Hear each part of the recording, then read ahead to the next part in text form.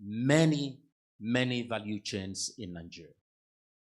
In fact, Aliko Dangote was in the hall, and he had said at that meeting, looking at Aliko in the face, he and the government needed to do something about cement to be able to achieve the potentials, the huge potentials of this sector. Of course, we know all the data around deficit. We know all the data around the size of the sector. And I don't want to bore you with that. But I always fantasize about a simple arithmetic. And I've done this even with ministers. I know I did this with Fashola when he was minister for all the portfolio that Buhari gave him at the beginning. And we were talking about the deficit. And I said to him, can you imagine if you can orchestrate, I didn't say build, because I don't believe government is as good as the private sector when it comes to doing business. I said, can you imagine if you can catalyze the building of 1 million, 2 million houses a year?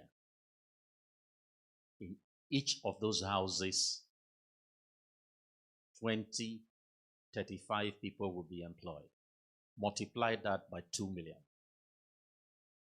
He looked at me, and I think he understood me. But again, the point that I made earlier, governments, different governments in Nigeria hope to do something, but somehow never get to do it. I am very, very sentimental about the real estate sector because I have seen lives transformed by the sector. And being a journalist and being one who has gone around a bit, I also know what is possible, what much more can be done if government, because that's what I hear, can you guys get the government out of our way? What you have achieved so far, being the third contributor to economic development, has been essentially without the government.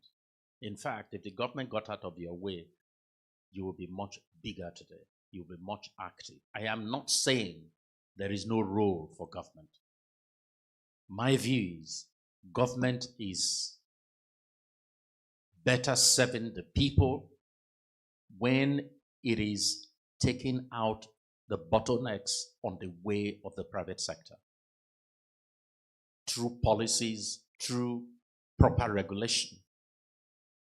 Regulation that does not constrict, regulation that does not hold back, but regulation that empowers you in this hall and many others to do well.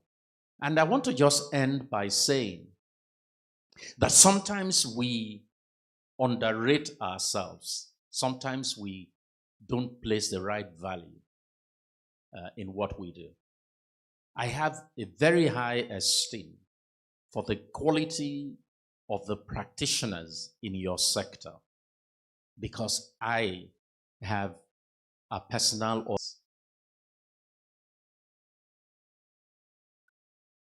Our youngest son, Richard, under the tutelage of Larry during service and after youth service, relocated to Houston in March of last year, practically a year now.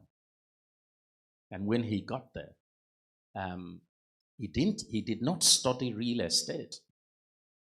He just got in because once he reported to Larry, I don't know what Larry gave him. I mean, Larry who's with us here this morning. He got into real estate. And then, of course, he said he wanted to continue in real estate in Houston. And I said, really? Okay, so what do you do? He says he has to go for certification. In America, all the states have their own different certification. and he was going to be taking 7 different exams. Truth is, he joined classes of people who have been trying. My son did all the exams when he was meant to and came out in flying colors. In fact, in some of the tests, he had 100%. You know what? I was with him 2 weeks ago, and he was meant to have taken us somewhere, and he was late, and he had a colleague sitting behind him. And he said to me that they were going for an, what do you call those things? An inspection. And the son said, "You must be proud of your son." Did he tell you how he just came from nowhere and just went ahead of the people he met in class? I said, he told me. And I have told Larry that this morning in appreciation. The truth is, we have people, and some of them are in this hall, providing excellent quality of leadership in your sector. And my appeal to you this morning is that you should continue. I'm hoping the commissioner will join us, because in truth, if government will join with you to do what it must do, we will have an even greater real estate sector in Nigeria. I want to thank our sponsors, without whom we will not be here this morning. We are particularly grateful for the support from dear Fatimile, from UPDC, Mark Rennie LP, and of course, Axial Pacific.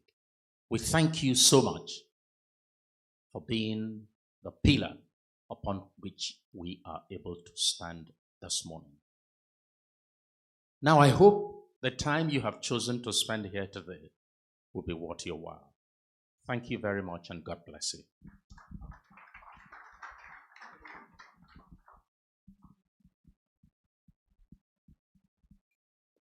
Once again, please put your hands together for the publisher of BusinessDay. I know it doesn't like it, but it's the visionary behind everything we're doing here today. I'd like us to please make welcome for a presentation and goodwill message the special advisor to the Lagos State Governor on Housing, Mrs. Bakare Barakat Olaomi. She'll be coming here to give us a goodwill message. And it's International Women's Month, so please put your hands together for her. She comes up.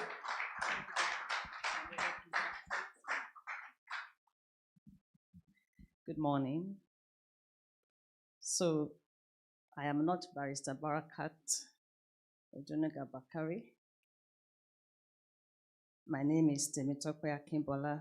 I'm an estate surveyor and valuer.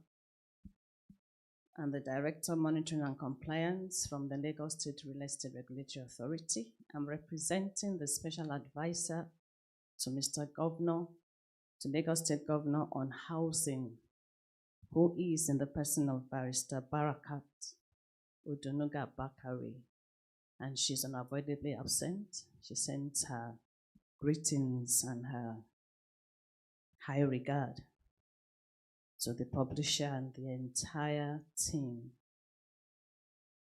So I'll just be reading her address, the address on her behalf this morning. And I acknowledge all our honorable people sitting here present without having to mention names. I acknowledge you all, and I say a very good morning to you all. It is a great honor for me to represent the Special Advisor to the Lagos State Governor on Housing, Barrister Barakat Ojonuga Bakare, at this prestigious event, the BusinessDay Property Investment Pre-Invest 2025, with the theme, The Future of Real Estate, harnessing demographics, urbanization, and opportunities amid economic shifts. The Nigerian real estate sector presents immense opportunities for economic growth, yet many of these opportunities remain untapped by most investors and industry practitioners. Nigeria, often referred to as the giant of Africa, continues to lead the continent in real estate investments. This feat is largely driven by its rapidly growing population, which is now in excess of 220 million people, with an active age group of between 15 and 64 years, constituting approximately 54% of the population. About the same percentage represents urban dwellers, with the annual rate of urbanization estimated at 4.3% as at 2023. This should be a major plus for high property investment opportunities, since everything done in life is on land. However, despite this potential, challenges persist, hindering the sector from reaching its full capacity. And the challenge investors often have is to combine long-term views based on demographic changes with a demand to generate returns often over much shorter time periods in property investments. The influx of unqualified practitioners is a major challenge confronting the real estate industry within Nigeria, and especially in Lagos State. And this has negatively impacted the sector's credibility and growth. With Lagos State being a reflection of Nigeria's urbanization and also one of the fastest growing urban areas in the world economically, the increasing demand for residential, commercial, and industrial properties has given rise to fraudulent practices such as multiple allocations of the same property to different tenants, inflated rent prices, and substandard construction projects. These issues not only discourage investors, but also pose a serious threat to public trust and investor confidence as key elements of property investment in the sector. Another critical issue is the inadequate implementation and enforcement of property laws.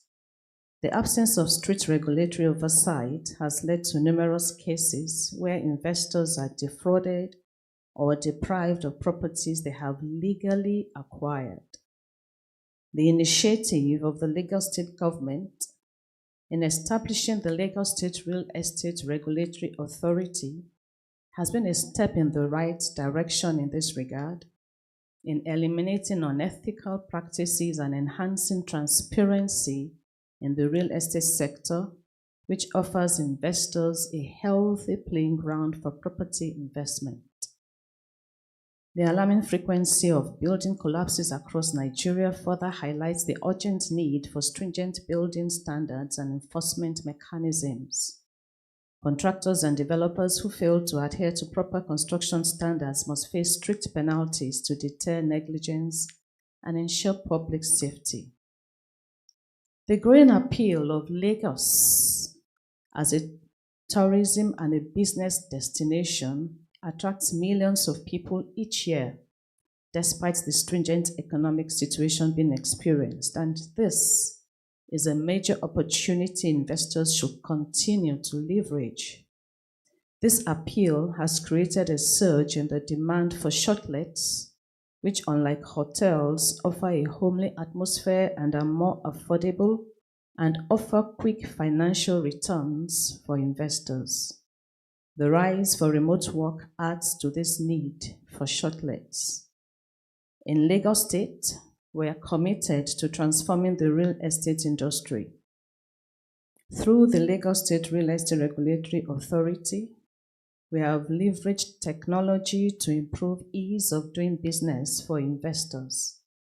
Our online platform, lasrera.lagosstate.gov.ng, provides access to accredited real estate practitioners ensuring transparency and protecting investors from fraudulent activities.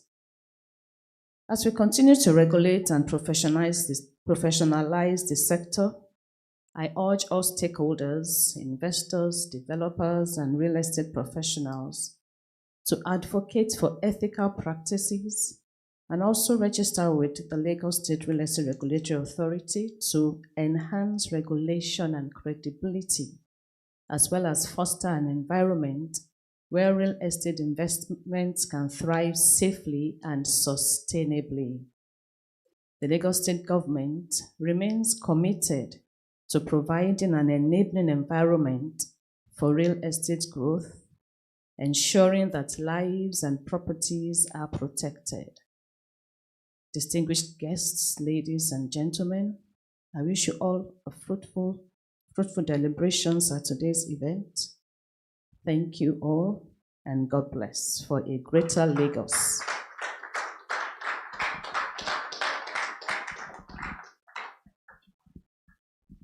Thank you very much, ma'am.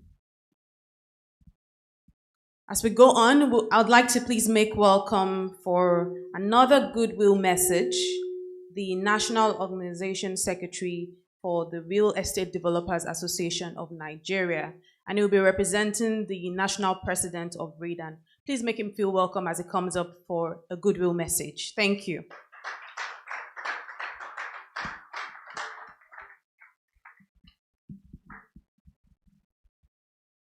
Thank you very much. My name is Dotun Oloyede. I'm the CEO of Roland Properties and Allied Services Limited. And I also hold the position of the National Organizing Secretary for the Real Estate Developers Association of Nigeria. First, I would like to say a very big kudos to BusinessDay.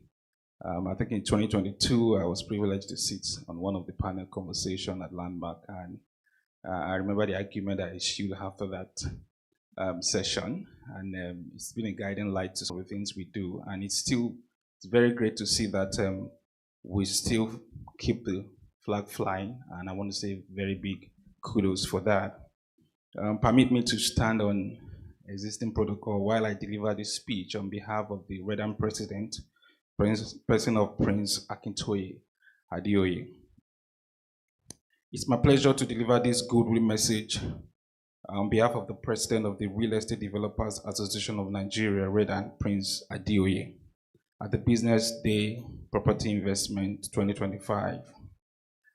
Distinguished guests, esteemed colleagues, ladies and gentlemen, on behalf of the Board of Trustees, the National Executive Council, and the entire members of the Real Estate Developers Association of Nigeria, I am honored to extend my warm greetings and goodwill at this significant event. REDAN commends BusinessDay for its dedication to advancing discussions on critical issues in Nigeria's real estate sector. This collaboration is essential as we work together to address the persistent challenges affecting housing delivery in our country. The need for affordable housing remains a pressing concern, and collective efforts are required to develop innovative solutions to bridge the housing deficit. While the real estate sector in Nigeria has seen remarkable growth, driven by urbanization, demographic shift, and technological advancement, several obstacles still hinders its full potential. These include high cost of mortgages, bureaucratic bottlenecks in land titling and approvals, rising building material costs, and limited access to funding for developers. Addressing these issues is crucial to creating a more sustainable and inclusive real estate industry. At REDAN, we remain committed to fostering innovation, strengthening partnerships, and advocating for policies that will enhance the sector through collaboration and strategic initiatives. We aim to empower developers, uphold professional standards, and promote transparency in the industry. I am confident that the discussions at this conference will lead to meaningful insights and actionable solutions that will propel the real estate industry forward. May these gatherings serve as a platform for knowledge exchange, strategic alliance, and groundbreaking initiatives. I extend my sincere appreciation to the organizers, sponsors, and participants for their contribution to the success of this event. As I conclude, I reaffirm REDAN's dedication to inclusivity and collaboration within the real estate community. I encourage developers and stakeholders to align with REDAN's mission as we continue advocating for sustainable housing development and a thriving real estate sector in Nigeria. Together, through innovation and strategic partnerships, we can build a future where real estate industry drives economic growth, enhances social well-being, and ensures environmental sustainability. Thank you very much.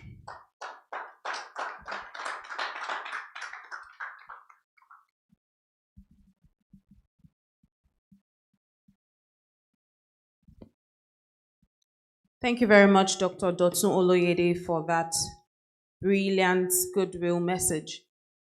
I'd also like to welcome now for another presentation and goodwill message, Mr. Lanre Olutimilehin. He is the strategic advisor at Dia Fatimilehin and Co. And he'll be coming up right now. Please make him feel welcome as he comes up for another message.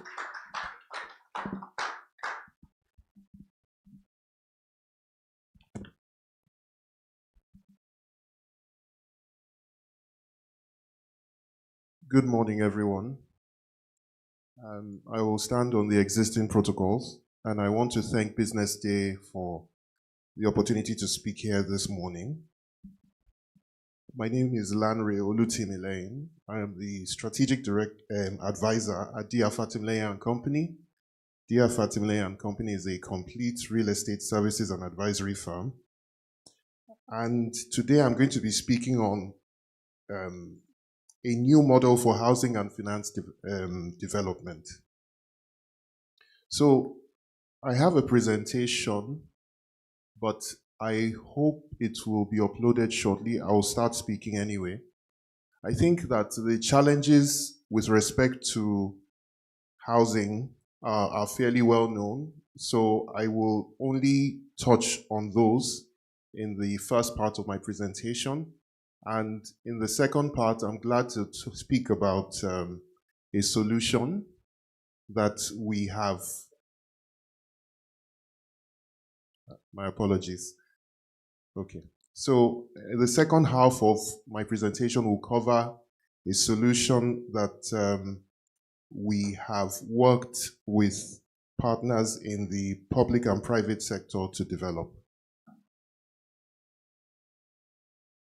So you can't read what is there in totality, but you might call what we are facing in Nigeria at the moment a housing emergency. Most governments are facing housing deficits, and it's a time bomb waiting to explode. It's clear that there's a need to provide housing at scale and in a sustainable manner. Housing is so critical. I think we all know that. And a lack of it results in social and economic exclusion, disillusionment with government, youth vulnerability, and in some cases where you have urban slums where there are huge housing shortages, they become breeding grounds for radical movements. And I think there are numerous examples of that globally. Next slide, please. In terms of the drivers of this shortage, I think we know it's rapid urbanization and population growth. So this is a map of Nigeria showing all the agglomerations within the country. It's sourced from Africapolis, it's a research organization.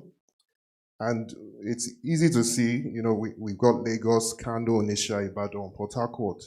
You can see all those big agglomerations with large numbers of people. And in terms of statistics, the urban population of Nigeria out of all the countries in Africa is first. The level of urbanization is put at 59%.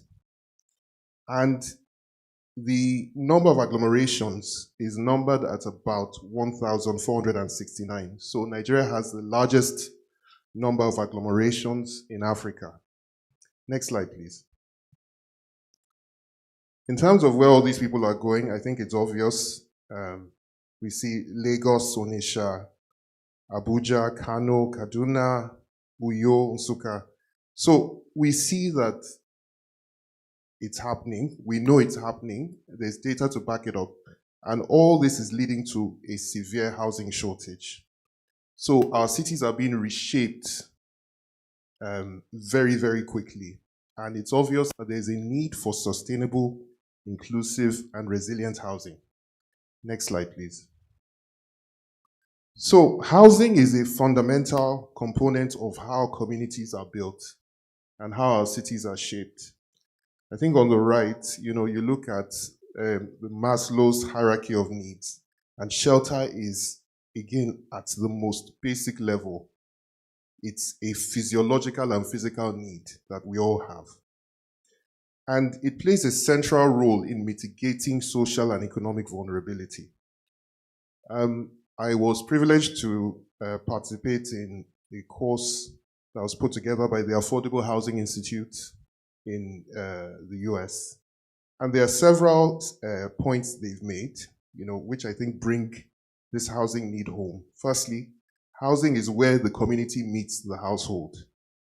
Secondly, housing is where jobs go to sleep at night.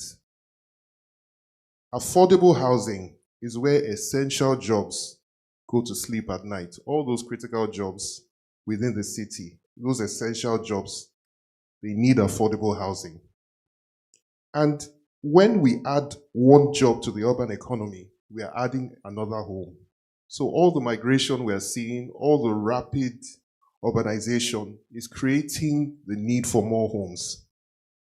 And again, depending on where those people are living, because of what they can afford, you are adding to the traffic. So we need hard infrastructure as well to sustain that housing development. Next slide, please.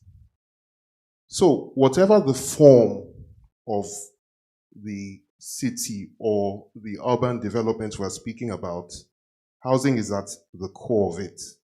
It links the physical, social, and economic elements of the city. So whether we're going to where we need to work, whether we need to go to school, where we want to eat, where we want to enjoy community activities, it's all centered on our homes. So I think, next slide, please. But obviously that also comes with some challenges, which are because when you have fast-growing cities, you create informal environments as well. You lead to slums. And the outcomes of those are issues with housing affordability, infrastructure strain, traffic congestion, overburdened public services, environmental degradation, social inequality, security concerns, public health concerns as well. Next slide, please. So all that preamble helps us talk about the housing challenge. And again, the facts are known. I won't spend too much time on this again. But the range of the housing deficit in Nigeria varies. Different people will give you different numbers. One of the largest numbers we've come across is 28 million from the Center for Affordable. The STRC survey, 65% of the respondents would love to acquire their property using mortgages. But what are the mortgage challenges? Firstly, low income or salary. So that's the second chart. High interest rates or the lack of jobs or employment. So those form the majority.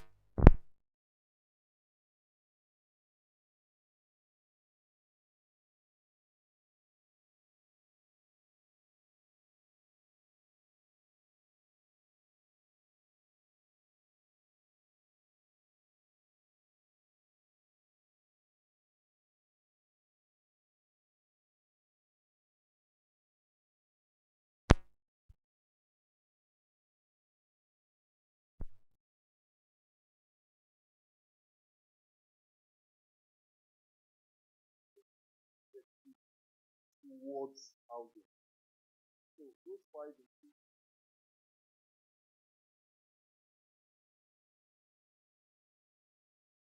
number three, access to capital, particularly consumer credit. Number four, inclusivity in all its dimensions. And finally, improving security. So housing touches five of those agenda points. And I think, yes, we all say that we talk a lot, but that is why a big portion of what the administration is doing is focused on housing delivery.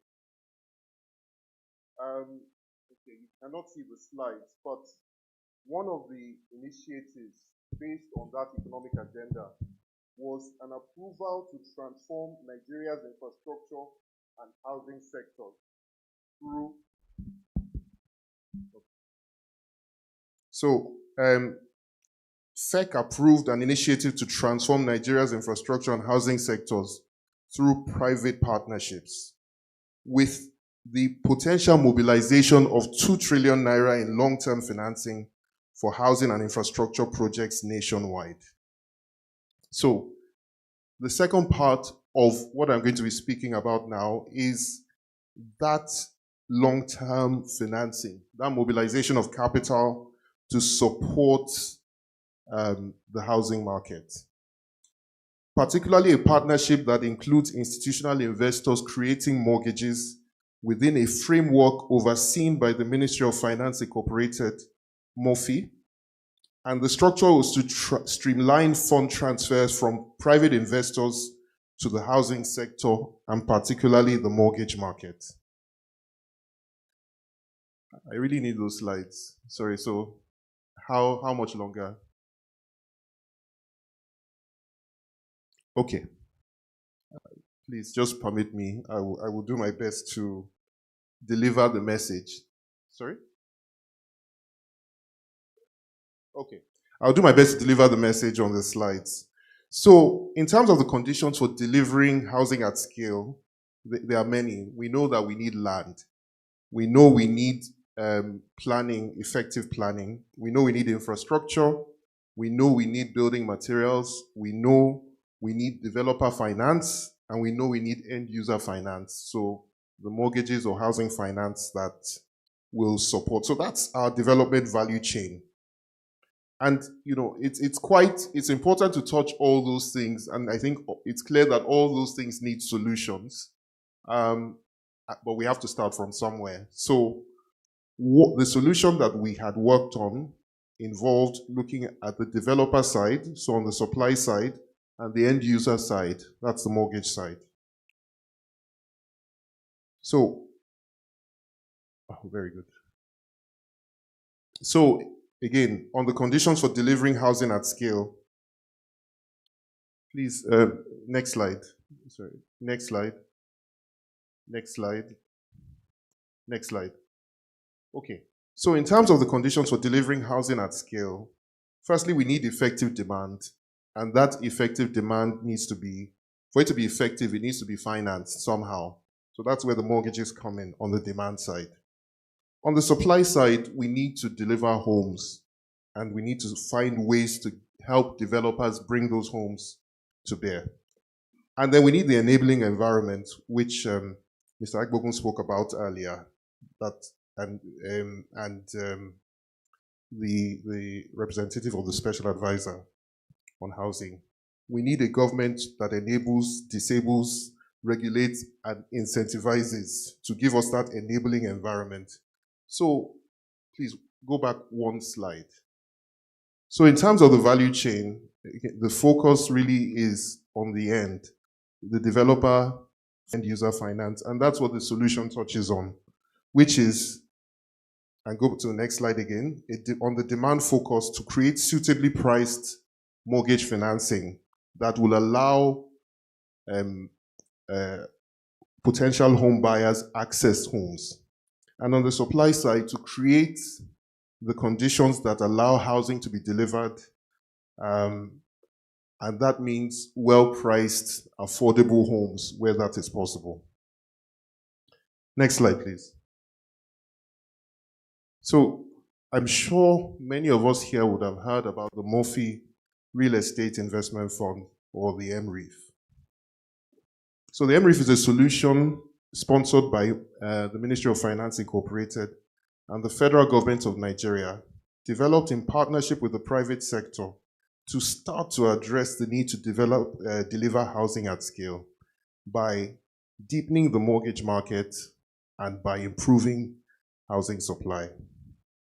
So this fund is a government-supported but private sector-led initiative with best-in-class governance.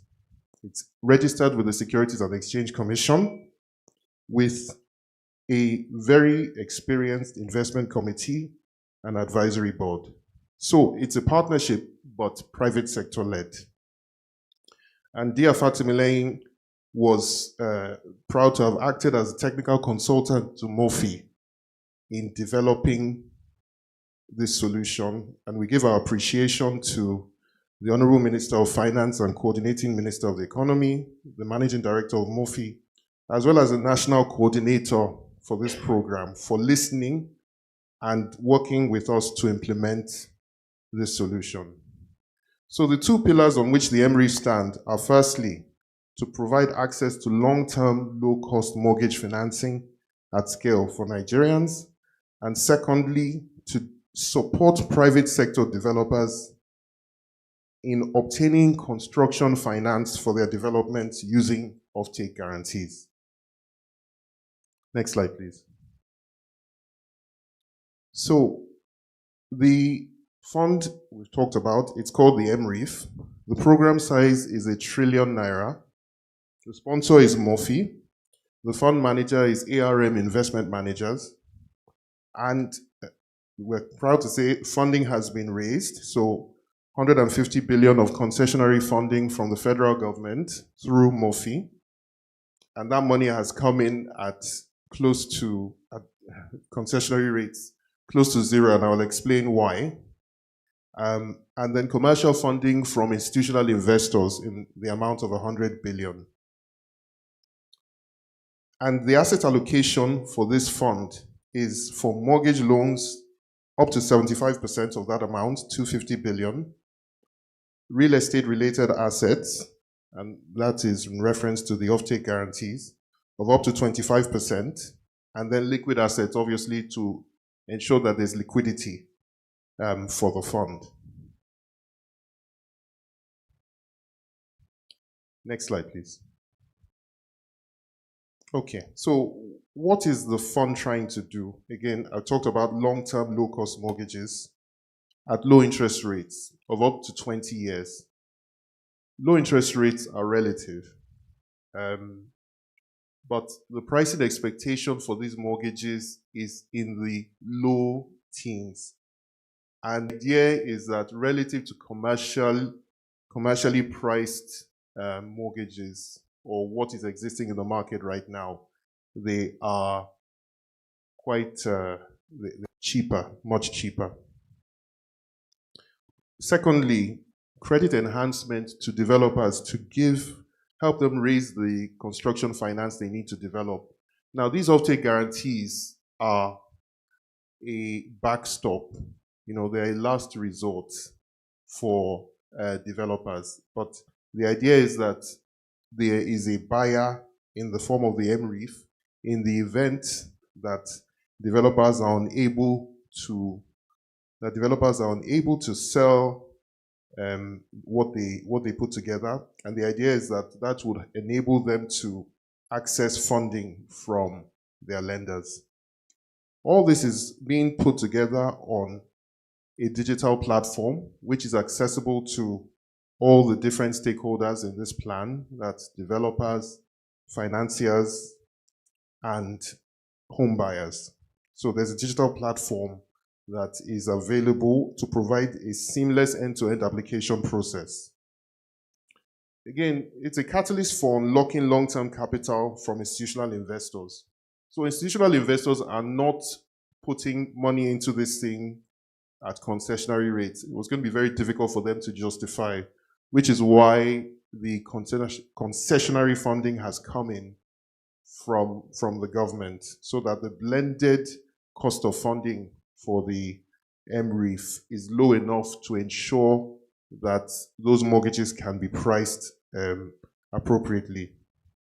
In addition, plans are rapidly underway for non-interest, a non-interest portion as well that is Sharia compliant. And we all know, I mean, that's been alluded to already, that there are many improvements in the real estate and construction sector that will come from that effective demand being in place, as well as from the ability of developers to supply housing. Next slide, please. So this is just a very high-level overview of what is happening. It's a bit more detailed than this. But on the right is the demand side. The interface that home buyers have with the MREF is through eligible financial institutions like primary mortgage banks and commercial banks. The MREF lends via a facility to the eligible financial institutions, which then on-lend. So it's an on-lending structure that's in place. And then you have the offtake guarantees that go to developers to support the applications for funding from construction finance providers.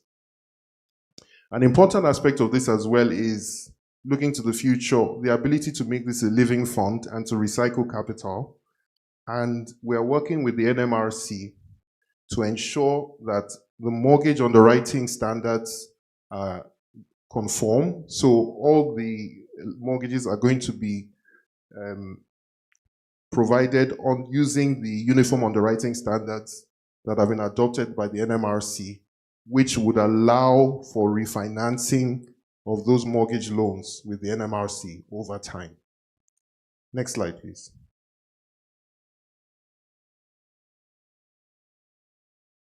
For more information, there is a website that's accessible, and the information is there, www.mref.com.ng. But dear Fatimilein, the team, myself, Mr. Fatimilein, who just arrived, are available to speak to you about it if you have any questions or want more clarification. I appreciate that this was quite high level, but it is one solution that we've been working on with MOFI and the Ministry of Finance for over 2 years now. And we're glad that it's about to commence and launch.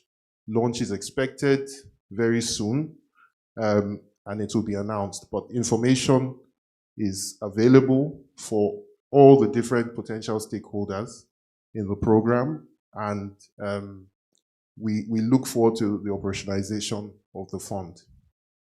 Thank you very much. I don't know if there's room for questions, but again, we're available. Thank you.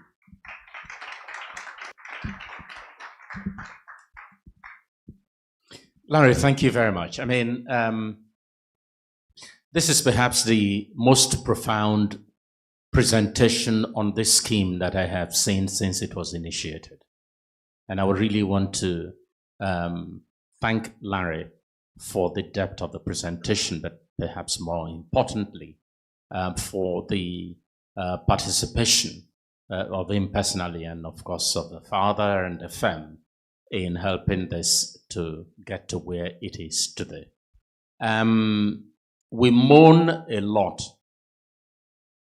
but I think that the huge gap that we have seen, we must acknowledge that government may appear to be starting the process of covering that gap. Given how important this is, and given how, as I said earlier, profound this presentation is, Larry, we will definitely plead with you so we can 10 minutes, maybe 15, to take 1 to probably 3 questions. So if you have a question, just Oh my goodness. We're going to do three, I hope, three. It's possible that if we take three questions, in answering those three, he will answer maybe 10 more others. So let's not be too anxious. Let's just listen to see. Okay, let's start. Here, sir, given that your hand went up first. Here, sir. First, I'll take him first, and I'll come to you, sir. Thank you, sir. I'm seeing hands up. We will do our best. Please, sir. My thinking, Larry, please be ready to take the questions down. We'll take 3, 4, and then you come to the podium to answer. Thank you, sir. Yeah, you want to come to the podium? No, when the questions have been asked. Okay. Good morning, everyone. Morning, sir. My question is on trying to understand the structure of the MRIF. Now, I recollect the NMRC was also structured to resolve a very similar problem. I am not sure. I want to know what NMRC is currently doing, because NMRC is supposed to refinance primary mortgage and reliquidate the mortgage market. Now, this fund in itself, again, is doing the same thing. It's also going to be funding construction and going to be providing mortgages again. Now, also recollect that the pension fund has 25% available for for equity. It's there waiting for people to access. Now, is the government seeing the synergy across board? The problem is simply, as you pointed out, people have low income. They cannot put down equity. That's number one problem. Number two problem is building materials, the cost of actually building these assets. Now, what about land?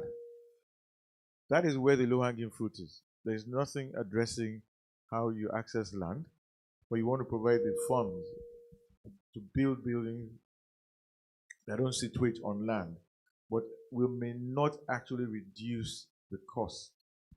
Effective demand versus adequate supply. Okay, sir. Thank you, sir. Yes, sir.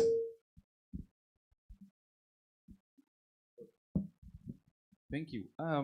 So my question is regarding the... Let's try and make it short, so we don't overwhelm Larry. I know the father is here, but we don't want to overwhelm him. My question speaks to eligibility criteria for the MREs, because in my organization, we have a 1,000 housing unit project somewhere in Mowe that we started last year, and some of the challenges is, of course, it's finance. We had spoken with Federal Mortgage Bank, who wouldn't, well, their preference is to give cooperative loans, and also, and what it mentioned about affordability and being able to qualify for those loans. So my question is, the MREs, is it on the buyer side or on the developer side, or is it both? Or both. And what are the criteria? Thank you, sir. I saw a hand up at the very back. There, with the blue heart. No. Yes, there. Thank you. Thank you so very much, Larry. The question I have is for Emre. What are the chances of private individuals who are not working for government, who are not salary earners, to access it? Can we get that clearly? Because there are two categories you mentioned. If you're not working for government, you can still be a salary earner. Are you suggesting? Okay, let's just say principally those who are not salary earners. Okay. You understand? How do they access it? Thank you. Thank you. Larry, I think we should, yeah, please come. Thank you. I know you are not government, so just answer. Okay, thank you for the questions. I will do my best to answer because, I mean, it took 2 years. So there's a reason it did. I think the first thing to note is that, as my presentation said, there is a full value chain that needs to be addressed. When we started discussing this with Murphy, we looked at various parts of that value chain. And the idea was for an all-encompassing solution. I think the challenge with that is that once things don't get done, right? So you have to start from somewhere and build on that. And also in attracting private sector capital, I think it was also very important because this was a bit unusual. We had to simplify what we were offering. So at this starting point, the easy thing to explain to them was, in attracting that private sector capital to the fund, is mortgages. Mortgages were clear. Offtake guarantees less so, to be honest, because that was not as easy to explain, but they were willing to support that as well. So the idea is that, yes, over time, many of the items or the elements in that value chain will have to be addressed. But the fund is to act as a catalyst for those things to start happening. The size of the fund is $1 trillion. Right now, 250 billion has been raised. And the plan is for much more to be raised to address different things. So, where are we with the NMRC? The NMRC is a refinancing vehicle. So the NMRC refinances mortgages that are in the system, and it's to allow those financial institutions that are accessing the NMRC's facility to lend more. But the mortgages need to be there. The mortgages actually have to be there to be refinanced. And we understood that there was no way to do something like this without having the NMRC carried along. So the NMRC is a critical part of that. And it's really to create the stock of mortgages that would allow them to continue refinancing. So all we are doing is strengthening primary mortgage banks and commercial banks that want to be involved to lend and providing funding for them to lend.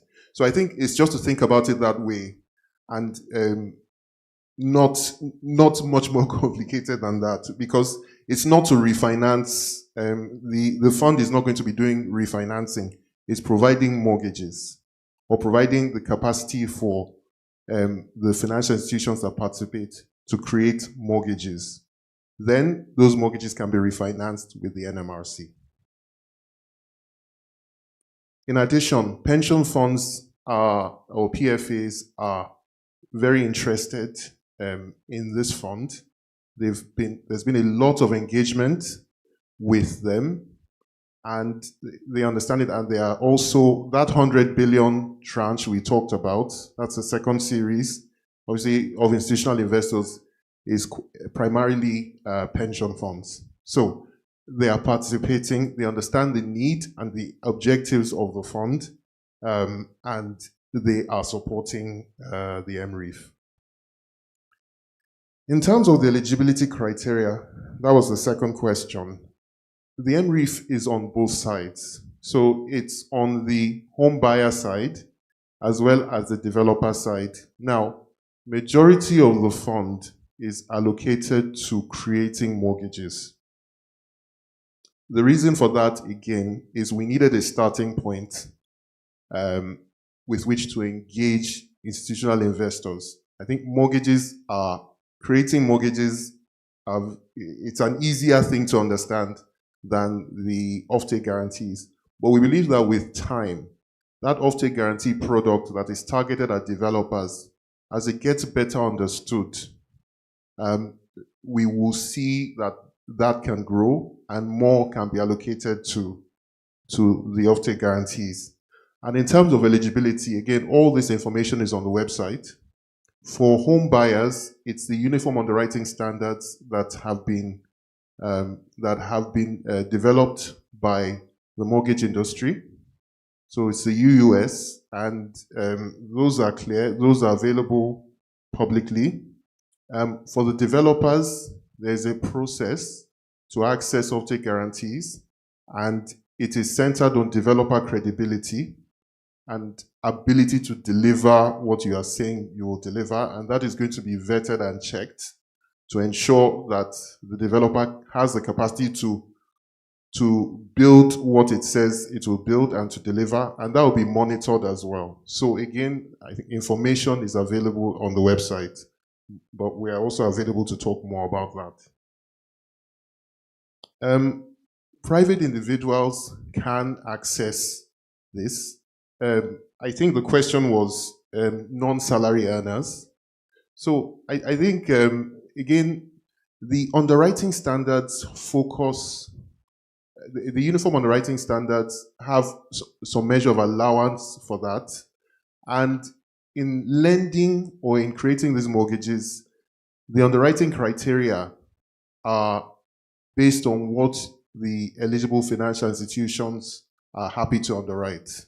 Okay? So they are based on the uniform underwriting standards at a minimum, but the eligible financial institution will look at the income profile of the intended borrower and make a decision about it. So let me just clarify again, the presentation is off. What the MREF does is provide funding to eligible financial institutions to on-lend. Those eligible financial institutions, which are primary mortgage banks or commercial banks, have to make the underwriting decision. Okay? Now, in terms of the application process, there is a digital platform which is going to be launched, where a home buyer can go, look at property that's listed. So developers can list property on the platform. And then once they have selected a property, they will undergo, there's a eligibility questionnaire for mortgages. And that where you input information about your income and other information that's requested, and then you get pre-approved, following which you can select an eligible financial institution from which to get a mortgage loan. And then the underwriting process continues. Okay, so the idea is to make this completely accessible to the wider public, and to make mortgages widely available. Mr. Fatimile, would you like to? Okay, all right.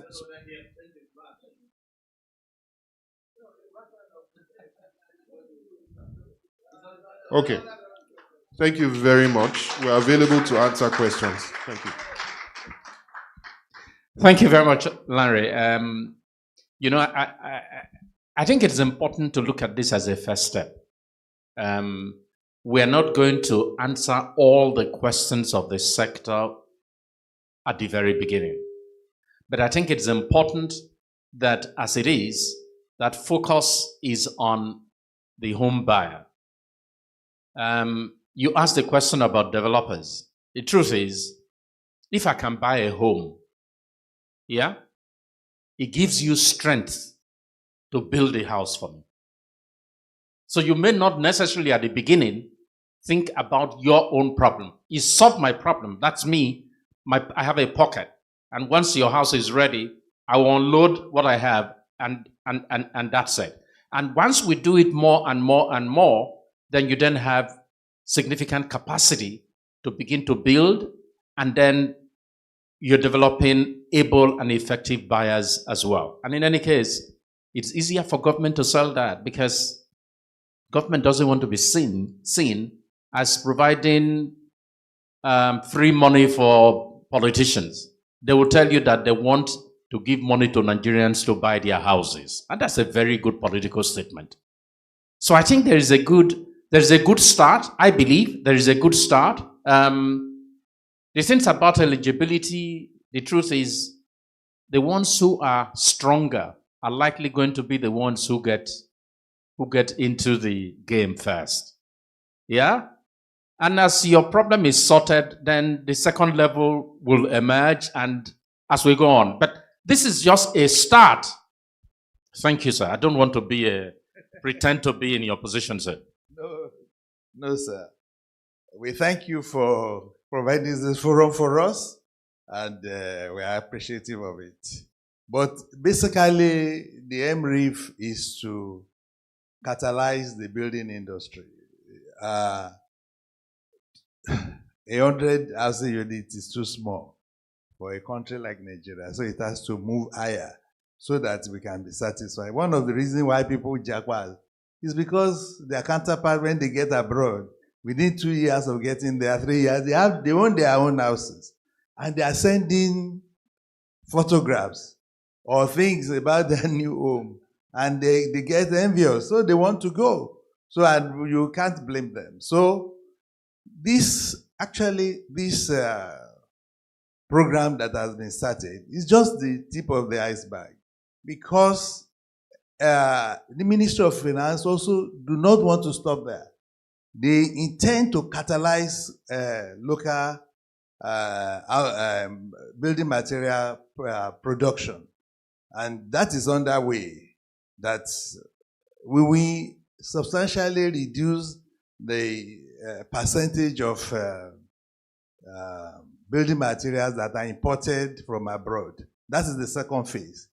Apart from that, they also have a plan for the artisans, because when you look at Nigeria, almost about good artisans in Lagos area alone, that are foreigners, are in excess of 1.5 million people that work here every year, and they work for 9 months and they take the money to their country, the Republic of Benin. They come as far as from Congo, Kinshasa. So we need to train. So they are going to put training in place for the artisan and all those things. Those are underway. But we need to create where they will work before. The MREF has to help people to build, because there are no buildings to mortgage anyway, and provide the mortgages. So when that is done, you will see that the ecosystem will then become bigger and bigger. The idea is to create a fund that is big, like the Fannie Mae thing of the US, which catalyzes brings a good product to people's purview. And a question has been asked about MRC. MRC cannot work unless mortgages are there, because there's nothing to finance. That's why they've not been very effective, even in the last nearly 10 years they've been in place. Thank you.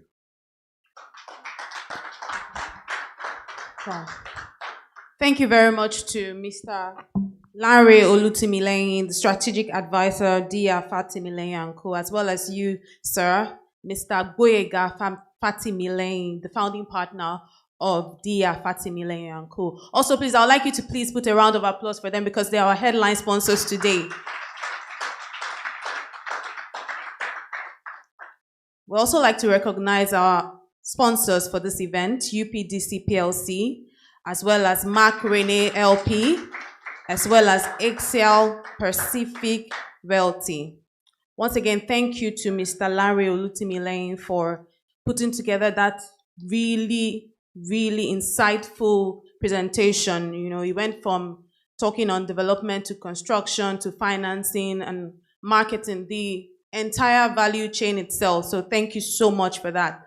As we go on in the agenda today, I'd like to make welcome for the first panel, because I imagine that the conversations will keep getting even broader. So the first panel today is on the demographic advantage and turning population growth into real estate opportunities. And this panel will be moderated by Mr. Temi Bamboshe. He is BusinessDay's online editor. Please make him welcome as he comes up. Thank you so much. Mr. The introduction for the panelists. Thank you, Elizabeth. So, Good morning, everyone. My name is Temilolu Abambushe, and I'll be inviting to join me on this first panel, Mr. Odunayo Ojo, CEO, UPDC PLC.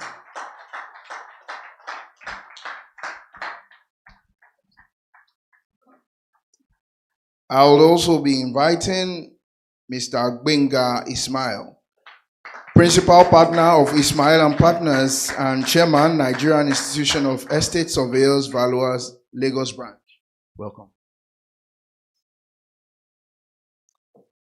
We also have Prince Adeniyi Nehemiah Arumolaron, Executive Director, Enterprise Services Directorate, LSDPC.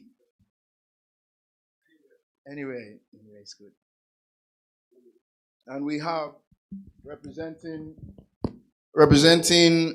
Udo, Mr. Udo Okonjo, Mrs. We have representing Mrs. Udo Okonjo, who is the CEO of Fine and Country West Africa. We have Mr. Chukwuka Okonjo.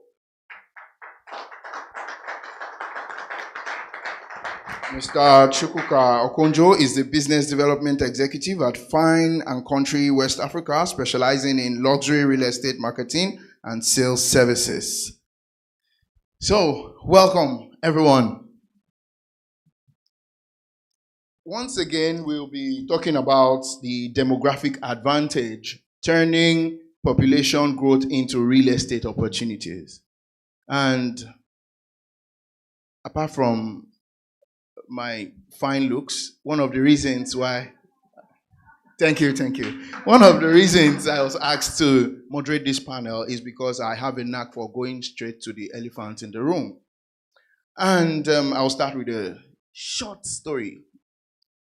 In Lekki area, there are houses that are locked up. Nobody lives inside except around December. And then somewhere in Yanokbaja, Agbado, Kola, where I stay, we have people overcrowding this face me, I face you. And then it looks like Nigeria has houses that nobody lives in, and people live in places where nobody is ready to build. So how can we bridge that gap? How can we focus more instead of on luxury buildings, on affordable building? That is the elephant in the room. And I would like to go first, start from the extreme right.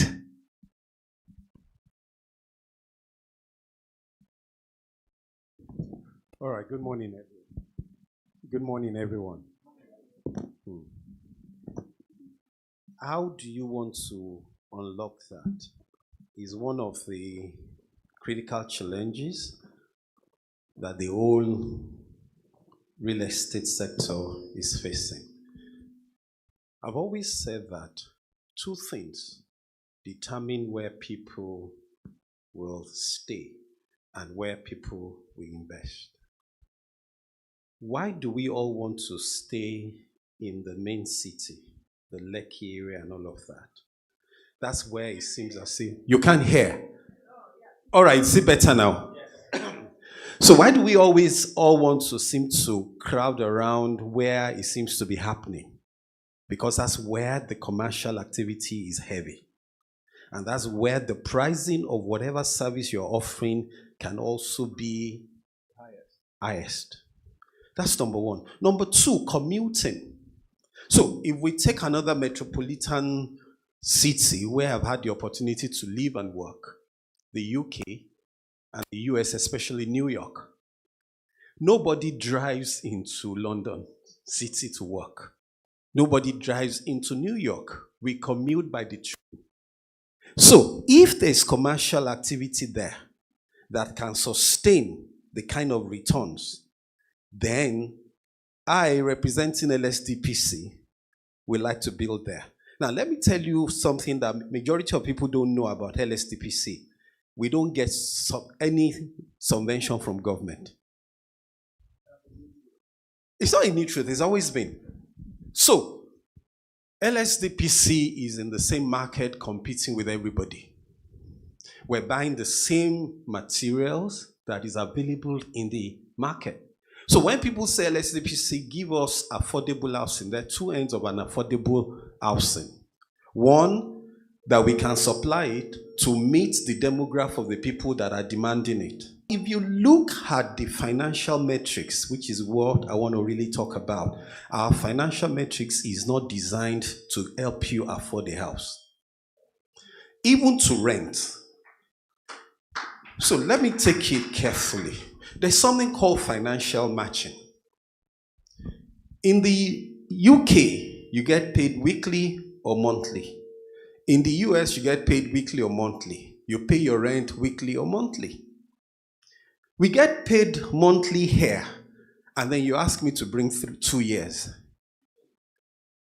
Bring 10% legal, 10% agency, caution fee. This service charge alone, if you live in an estate. Now, how do you want that demographic increase? Access those markets? It's impossible.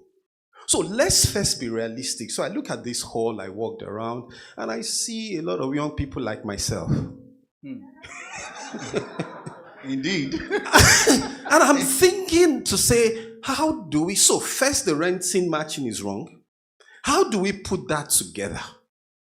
So there is no way. You might get the first rent, lump sum, get the caution fee, get the 10%, get the... After then, the landlord is thinking of how to get you out because it's not sustainable. Now, let's come to mortgage financing. Daddy, I'm happy you said what you said.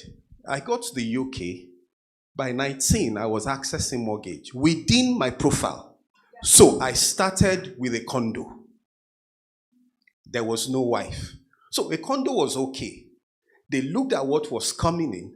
They looked at my disposable income and they matched it where it was affordable.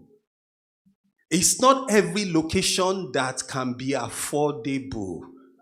Let me say that again. It is not every location. So if we are starting afresh, Lekki and Ikoyi can be affordable. Yeah. So let me hold your thought a bit. Yes. Yeah. Now, I made the contrast because that is where we see empty homes. So what exactly? You have unlocked so many things. In fact, that the financial structure is not designed to support affordability. So what exactly? How? If you look at this room, and indeed the population of Nigeria as of 2023, the median age is 18. That's the age that appears the most. Mm-hmm. So how can we make it happen such that you access mortgage as early as 19? We can make it happen in Nigeria. So, number one, we must make sure that there is an environment that provides employment. Without employment, within reality, because sometimes, okay, so let me answer this question with a true story. So, two gentlemen got employed in a bank. They both got their upfronts. They were living at home. One went to buy a Mercedes-Benz. The other went to buy land in Mowe. In 2 years down the line, the land in Mowe appreciated. He became a land speculator. He sold the land, went to Shangotedo to buy land, waited another 1 year. He increased. He came back and bought in Lekki Phase 1. And then he looked for a JV partner. Where we coming as a LSTPC. So he had land. He didn't have money. So we matched him with somebody who could. Now, the guy who bought the Mercedes-Benz, it just takes one breakdown, and he put the Mercedes-Benz part on a raised platform. It became a museum. So we need to be realistic. That's where I'm going, that we need to be realistic. So the realistic thing is this. If you get your work, there are things within the system that exist, in the financial system, that already exist. Now, we have heard of Murphy. Last night, we were talking about it, breaking it down and looking at opportunities for lecturers to access those things. But prior to Murphy coming, there was the National Housing Fund, there was your mortgage finance. There's a lot of people that don't even know. But what you can do is that there is personal contributory pension that you can do. There's so many things you can do. But the reality is that you say there are houses that are empty, not occupied. But remember that real estate is an investment vehicle. Jeez. So again, let me close this session by another comparison. Hold on. Hold on, let me... You can just finish that thought so that I'll let other gentlemen... Yes, so I want to finish that. That's why I said let me close it. So take, for example, also, one thing, and this is also another frank thought in my heart. So here I am. I get a good job, like his job. He must get a status car of 120 million naira, or is it more than that? If we had, but it's around that range. But if we had bulletproof and all of that, it becomes like 150 million. And I get this after every 4 years. In 4 years, I'm not getting 120 million. I'm getting 180. I also get an upfront in my office. And most people that work. If we aggregate all upfronts, it becomes deposit for a house. And you know every year you will get it. Now, when you are young, and I'm speaking to the younger people, and you don't have your income encumbered, you are blessed to stay at home. And daddy like him is not asking you to pack out. Maximize that opportunity. Why would you invest in a phone of 1.2 million?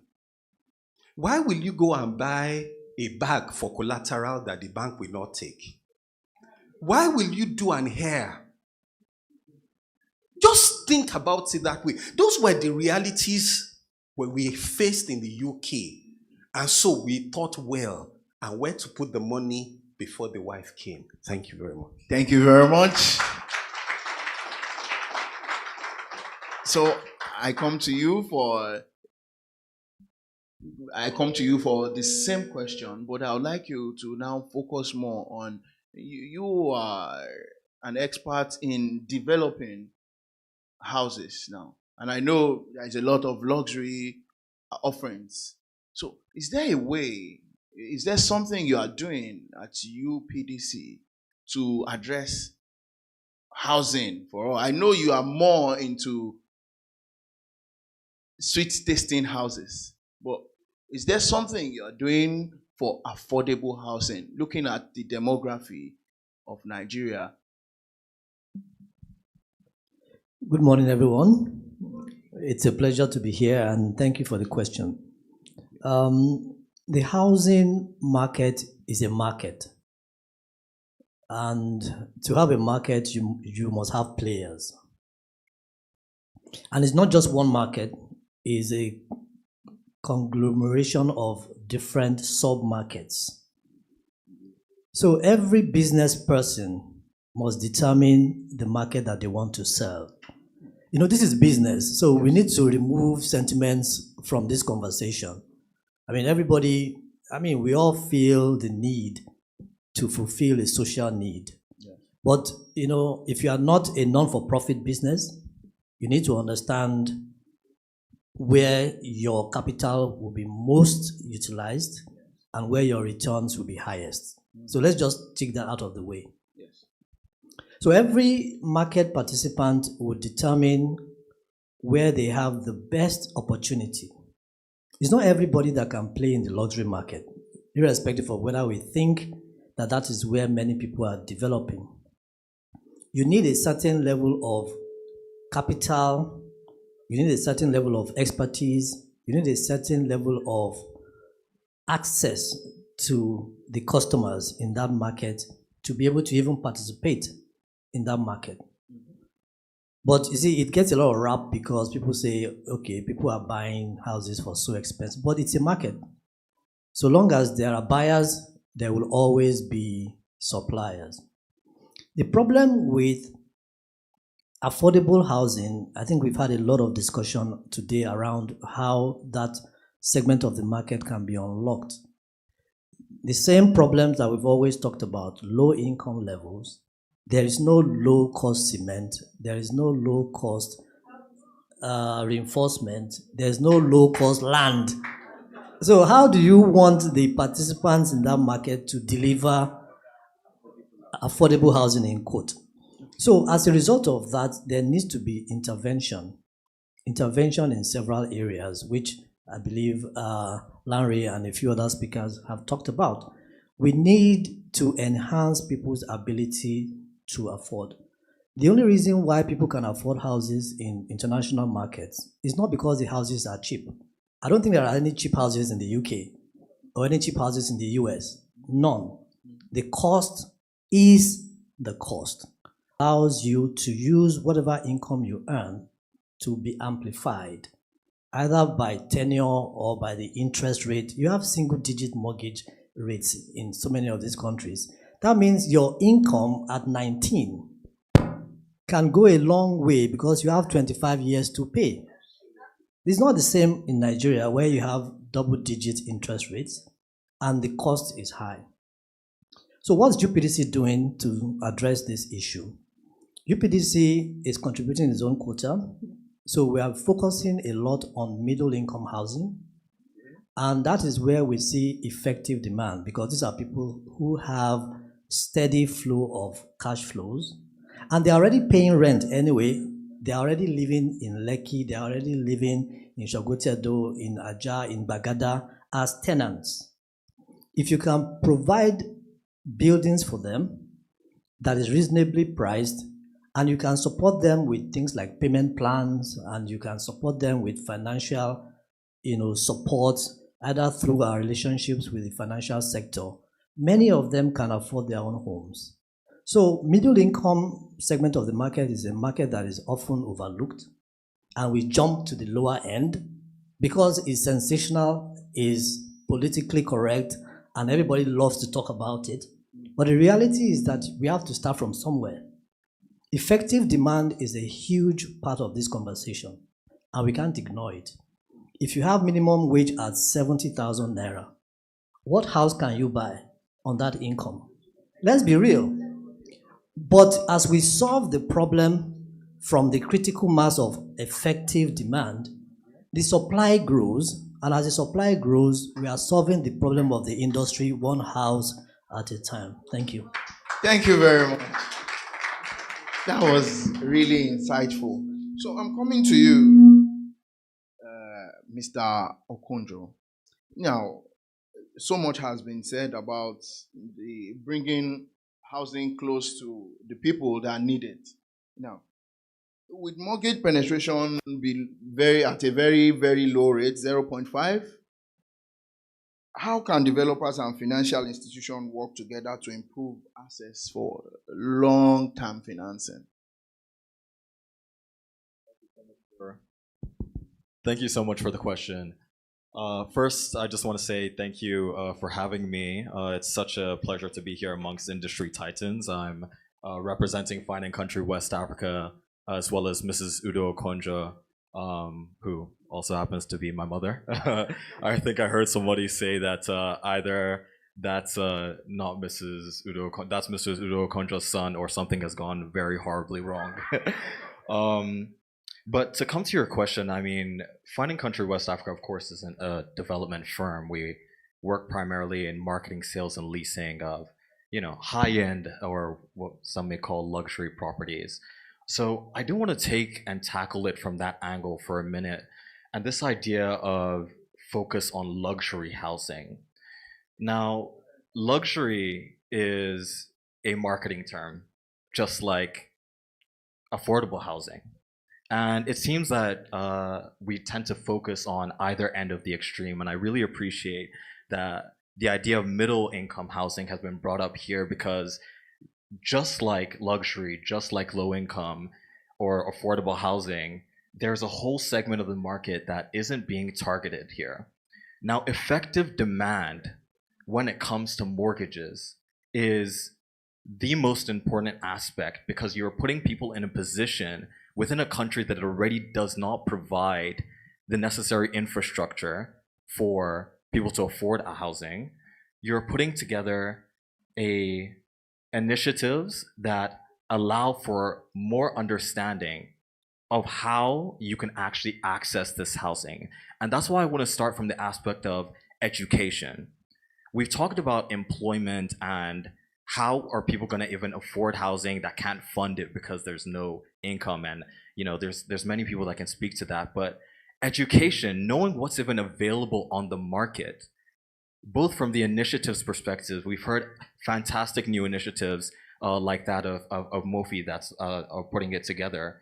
But again, the penetration of people that can actually understand and access those types of initiatives needs to be addressed. Education is such an important aspect because it also puts people in a position to know that it's not just luxury housing that you should be aiming for. It's not just to live in Lekki or Ikoyi or to chase these marketing terms that we're so used to using now because they're grandiose and they play well in headlines. It's an important aspect of knowing that you can work in areas outside of the city, outside of these central locations, access initiatives that put you in a position to be able to afford these, afford properties. Now, most of citizens in metropolitan areas, especially in Nigeria, are not even looking at purchasing houses. That's something that I think we need to talk about. We're talking at, depending on who you ask, a percentage of the population renting, between 80 or 90, 95% of people renting in metropolitan areas. Now, of course, it's a fantastic thing to dream and to hope that you'll one day own a house. But the reality on the ground is that people are looking at schemes that allow them just to rent a house. Let's talk about luxury. Luxury being, oh, I want to live in Lekki, I want to live in Ikoyi. It's a luxury to even have a property or be able to provide shelter for your family or for yourself, let alone luxury of living in Ikoyi, living in Lekki, and so on. So between education, between infrastructure, between the social understanding of what actually living in an area that you can afford is, I think that's where we really need to start. What are the rental schemes that can be affordable for people? How do we make that more accessible? And how do we make initiatives better understood by the population? Thank you very much. Thank you very much for those points. Now we have seen that some of these issues affecting accessibility, they are not even related to real estate directly. They are things that are far away from it. Like you've mentioned education, you've mentioned infrastructure, and transportation, and so on and so forth. So I would want to Ismail, given all the things that we talked about, and the projection of Nigeria's population explosion, we are 278 now according to the estimation, and we are expecting more. What major shift in real estate investment should take over and affect the expectation? Thank you. What major shift that we haven't seen yet? Because you see, right now we are suffering from, we're suffering from inability to cope with our current population. Lagos itself cannot cope with the migration as we saw it. So what do we need to do? I think decentralization. We need to open the other areas that are available. We can't all live in Lagos. or we start building up in Lagos and in our overcrowd Lagos. Lagos is right now, there's a danger of a slum happening in Lagos. We can see it along the Lekki corridor. So unless, again, we have the areas along the southwest corridor, when I was looking at that matrix that was presented about migration, and we saw Onitsha having a significant population, I think it was 4% or something like that. So we can look into these areas, support these developing areas with infrastructure, integrate them so that the pressure now moves away from the center now being Lagos. Now, economics tells us that development moves from the coast. That's why Lagos is a commercial center. Where there's a coast, there's port, there's importation. That's where development is. So let's look around. The coastal road is going to possibly help us. It's going along the coast. So development should shift with planning along this axis. And demography itself is what helps real estate. Where there's no population, you hardly see development. So again, look at that matrix, 14%, 4%. It tells you that the value proportion in those areas, if it keeps going up, will start increasing. And that is what is happening in Lagos. The cost of everything in Lagos is amazingly ridiculous because of the pressure of demography. There's no space again. So those values will keep going. It will outstretch affordability. It's because cost of building is there. That's one thing. It's probably static. But what about the land value? I keep saying that you go and build in Ijebu, you have free land. But now, because of the Ekpe Road, values are going up there now. Because of the airport, values are going high. You have a townhouse in Djibouti now. It's almost about 80 million. Where's the economy there? In Ibadan, it's about 180 million. Where's the affordability there? Where's the job that would give someone the 25% or the 30% to put down for mortgage in Ibadan? So we have some structural issues in that place. And demography is not being, the population increase is not being managed well enough to understand that we need to unlock different locations. We need to mitigate some of this costs through transportation infrastructure and make sure that people can move from different ends quickly to wherever the center is and create more centers. We are moving from hard manufacturing now to softer situations, but the role government should play is policies that allow businesses to locate in different areas. Thank you very much. So, given the time that we have now, I would just go round again with this question. Given what we have seen and what we have talked about, what opportunities do you see both for stakeholders, building developers, and for that demography we are talking about, the youths, the middle income people? What opportunities are there for them now? We've talked about, okay, let's move away from Lagos, let's open up other. What are the opportunities, and what policies would you recommend that should be done to make this easier? So I would like us to go 1 minute each so that we will not run out of time. Yes, if you want to. Let me, I like to go back to when things worked, because are we going to redefine different things? Now, LSDPC was a company called LED in those days. LED, at the same time, opened new areas, and they gave mortgages through the LIBC or Lagos. I can't remember what they were called. The mortgages usually was 7 years, 8 years. It's such a time that when you graduated, you surely could get a building, you get a house through the loans that they are providing, and then within 7 years. Now, those structures, those buildings are the ones that cost this 2 years, 3 years rent. Because you could actually get a building or land allocation from lands, get somebody to build it for you, and guess what? Pressure caused somebody to say, I want this building. Mr. Fatimile is here. He will attest to it. So they will pay 2 years. And your loan is immediately paid off in 5 years. That was the attraction. The policy, government created that policy. You had land allocated by Land Bureau. You had LEDB providing the necessary infrastructure and policy and the layout. And you go and build. In 7 years, you paid up. In 10 years, you own your house. It's been given back to you.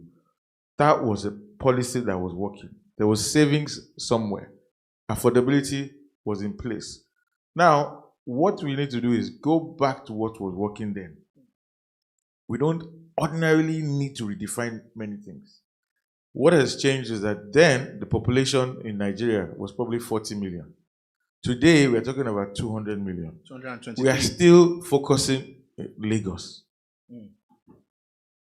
Nigeria has to now look broadly across the nation to develop the same policies to work for each and every state. And LSDPC, please, you say you spend the same money as everybody else. How much do you pay for your land? It will come to you. Thank you very much. Thank you very much. I like that historical perspective, and please let's go to you. Yes, thank you. And I mean, unfortunately, I don't have the value of hindsight or history in the markets. So maybe what I can do is speak to the future. We are looking at population growth by 2050, estimated around 400 million people in Nigeria. Currently, 70% of those people are under the age of 30. The opportunity here is, just as kind sir mentioned, is not to reinvent the wheel. Mortgage financing and refinancing and eligibility criteria for young people must be a priority. We look at countries where this has worked in an incredible sense. Countries like Singapore, for example. 80% of the population there is government-backed housing, backed by what they call the HBD, and funds that are backed by everything from pensions to social security. What is the infrastructure in place put together by private sector companies as well as government-backed entities from a policy perspective that is putting in place the financing options for younger people? That is the opportunity, not just for us as a nation, but for private capital, private companies that are looking to make long-term investments. Keyword, long-term investments. Short-termism is on a rise across the world. It's not just Nigerians that want to make, $20 from $12 today. Short-termism is on the rise, but as a developing economy, if we do not take a long-term perspective as private companies, as private individuals, then it's already lost. We're looking at an opportunity here to turn population and demography into a massive, massive shift in demand and make a commanding shift in the future of our country. Thank you very much for that submission. Yes, please. All right, so I think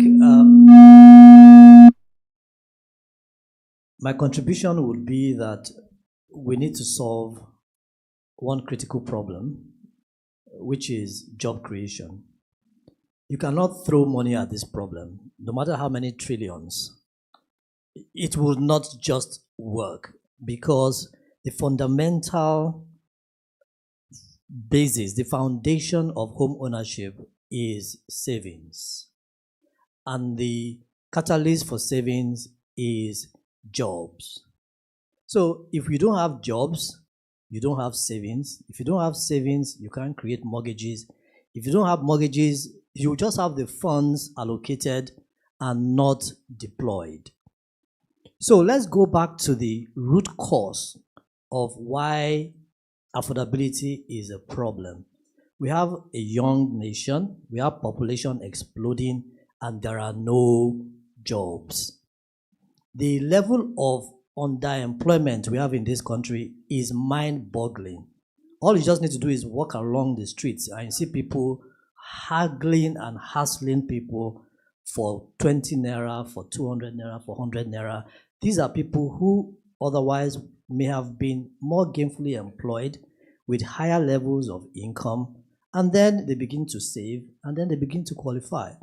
So government policies should be directed at job creation, and it's not just only in the white collar or the blue collar jobs, it's also in the skills acquisition sub-market. In many parts of the world, you don't need more than your high school degree to live a good life. And nobody looks down on you and believes that you are not employable, because the system has a way of making everybody employable. So let's tackle that. Seek ye first job creation, and every other thing will be. Very insightful. Thank you very much. You answer. Remember, you have to tell us how much you got your land. I would like to add one last one. Is LSDPC able to partner with other states for the opening up, to replicate what you did, that Mr. Ismail told us about? All right, thank you very much. Now, LSDPC will be 53 years old this year. We've come through several transformation. And one of the things that we do right now is called joint ventures. Our joint ventures, because of the lack of state government land, so LSDPC pays commercial value for its land that we use. Government does not have lands anymore. And this has brought creative things. What is our JVs that we do? We partner with families who have family lands but don't have the means to develop it. And we share the apartments. Now, many of us seated here, we probably, like myself, my family has 5, 6 bedroom, 3 rooms, mansions. That one, take it up.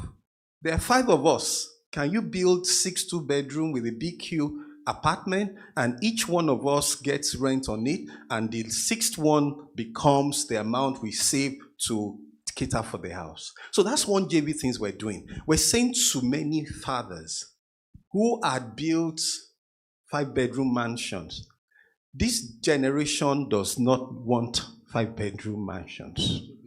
If anyone is still thinking 5-bedroom mansions, you need to go to the museum. That's not working. What we're doing right now is live and earn. Build places where you can live. Your children, I was talking to somebody yesterday and say, at a certain age, you won't be able to live on the 1st or 2nd floor. And then they will convert the ground floor for you. Why don't you just arrive there now? Live on the 1st ground floor. Let your children live on the next floors. When they leave, cement it up and let it out. That is the live and earn. So there's a lot of reality talks we need to. So LSDPC, we don't get land. We pay, we look for. There is a department we set up in LSDPC called land acquisition. They go out every day scouting for land. Then they come back and we decide what to do. Sorry, let me quickly so don't pardon me with this. Now, if you look at what the governor is doing, the rail system, I think we all need to sit down and study the rail system. It's opening up those interlands whereby it will put some money into your pocket that is called disposable income. You live in Alagbado, there will come a time you don't need to drive into Lagos Central. You will save on the servicing of your car. You will save on fuel consumption. Just get on the train. If you live along the Ajangba axis, and if you notice right now, we are pushing deliberately and intentionally in Lagos through the Lagos State Teams Plus agenda. We're pushing development to the Badagry axis. We're pushing development to the Epe axis. There's a theme village, live, socialize, work in Epe that is coming up. So I want to support what you said, that we need to find out what is happening. There will come a time that we don't all need to. For example, if you take the Abraham Adesoya axis, for example, that axis, because some people already know that the fourth mainland bridge is coming, the cost of land has gone up. There was a time that land in Mowe was cheap. Now, it's gone up. So, what am I saying? Let me wrap it up this way. Yes. The young people, there's a phenomenon that has always been called a susu, but we now call it crowdfunding. You say, I say we. I know all of you here, apart from him, we are in the same demographic. And you too. Yeah. So we call it crowdfunding. Because land is limited, 5 of you can come together, acquire land, and decide to build 5 apartments hub. The land, maximum, 99 years if it's fresh. Most of the time, sir, it's not 99 years anymore. But it's renewable. The most important thing is that you can own the apartment, collect your rent from the apartment, and the group of you own it. So there's so many things that if we sit down and have a sincere discussion. Sir, you know why we are not able to do all those things? Trust. That's what is missing, and which the generation of you, daddy and mommy, you had. You could do a susu. When it's your turn, they won't say the program has collapsed. It is not MMM. I'm sure that if we continue, yes, I still have loads and loads of questions, but the organizers have told me thank you very much. Okay, so thank you very much for your submissions. Now, question.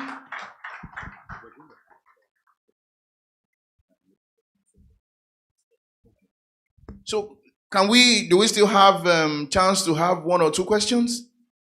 Okay, 2 questions. Not A and B, questions straight. Okay? That man in gray jacket, please. And the man in face cap.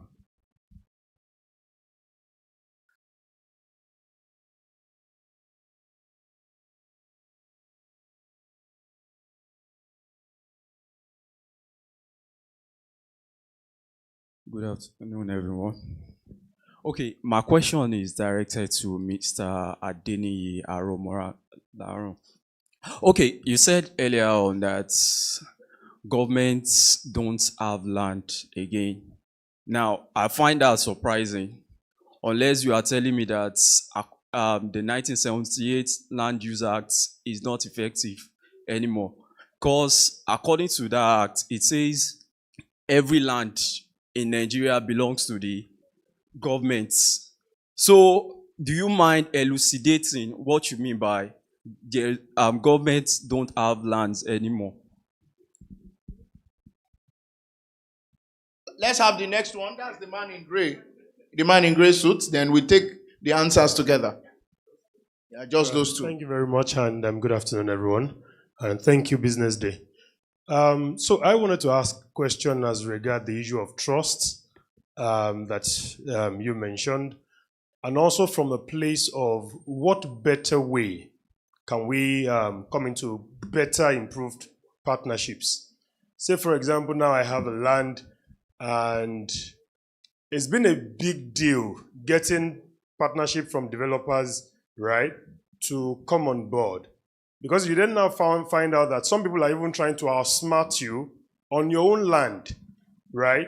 So what are the measures that are on ground, or how do we go about all of that? Because I know in the midst of all these troubles, there are still very good people out there who are willing to come on board and do better partnerships so that we can all move forward together, because we can't keep staying on the problems every now and then. Thank you very much. So we go to Mr. Oromolaru for the first answer. All right, let me stand at this stage. Now, when I say land is not available, I'm talking about vacant land. Lands are occupied. And we have a major regeneration agenda for Lagos State.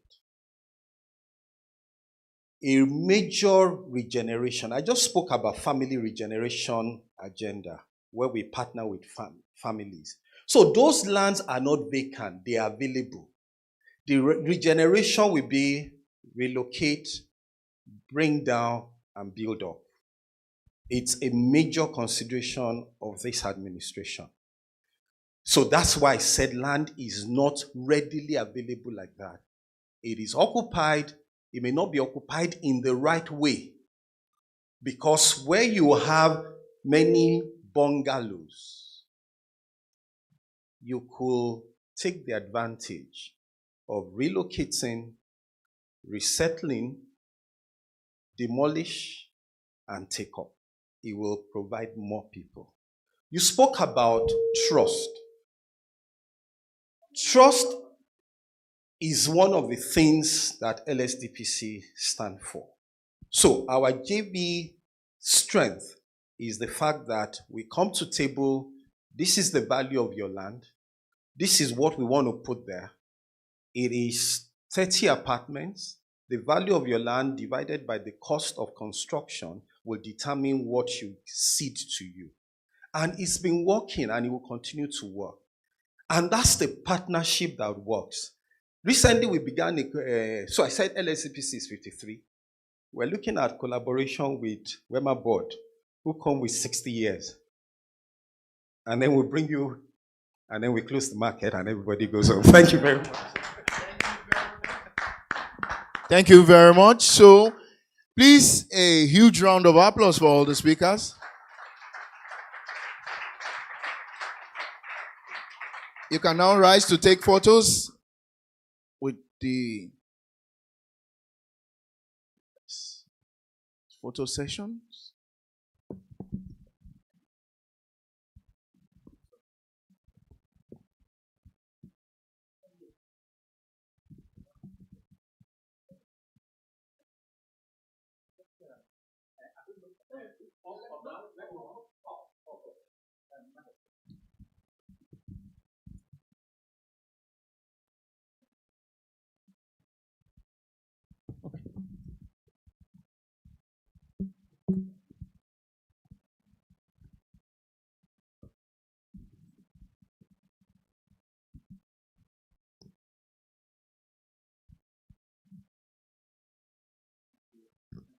All right, so quick one also. We'd just like Mr. Gboyega Fatimilehin to stay on stage, Mr. Idowu Bakare as well, Mr. Lanre Olutumilehin, Mr. Feyi Martins, all from Dia Fatimilehin & Co., as well as Tola Oyenekon. Please come up to take a quick photograph, please. Mr. Gboyega Fatimilehin, founding partner for Dia Fatimilehin & Co., Mr. Idowu Bakare, the head of practice and partner at Dia Fatimilehin & Co., as well as Mr. Lanre Olutumilehin, strategic advisor. Thank you so much.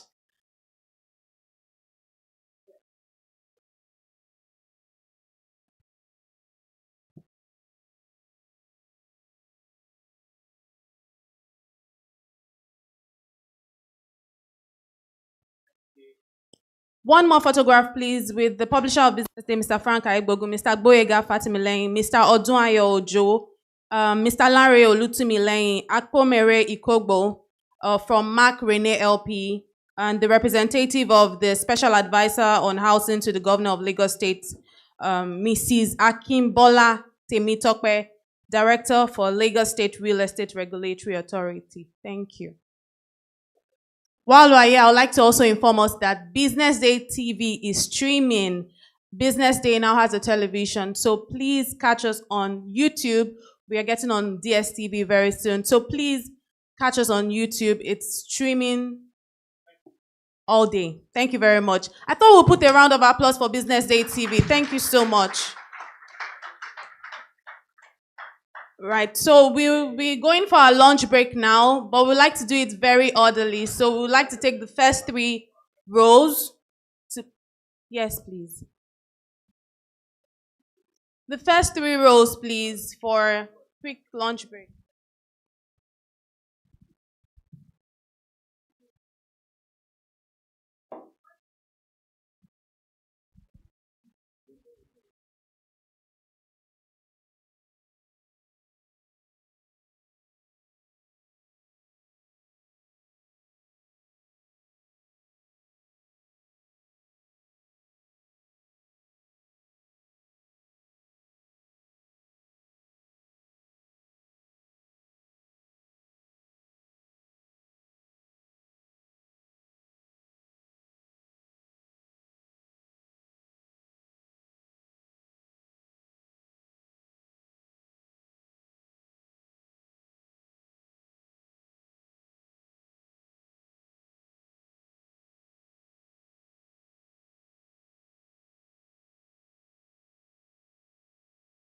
So just 10 minutes, please. This is going to just last for 10 minutes, please.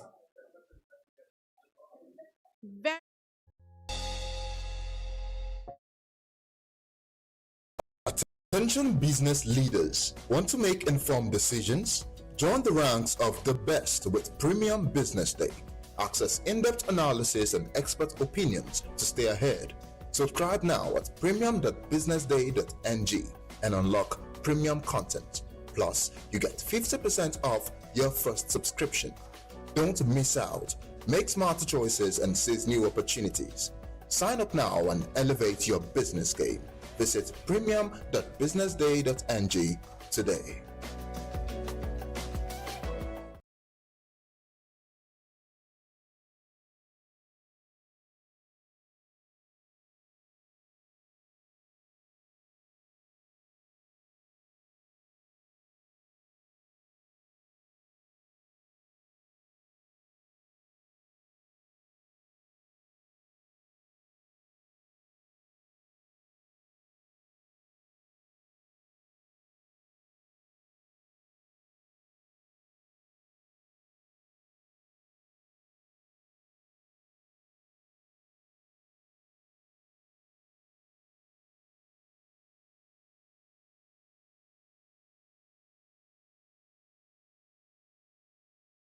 Business Day is West Africa's leading provider of business intelligence and information, delivering premium content across diversified media platforms, including online, mobile, and print. Since its inception in 2001 with a weekly newspaper production, Business Day has expanded its reach to provide exclusive content accessible through print, mobile, and online channels. Our premium offerings are further enriched with syndicated content from esteemed sources like the Financial Times, The Economist, and the Harvard Business Review. At Business Day, our mission is clear: to be the foremost provider of business and financial content, empowering readers to make informed decisions in Nigeria and Africa.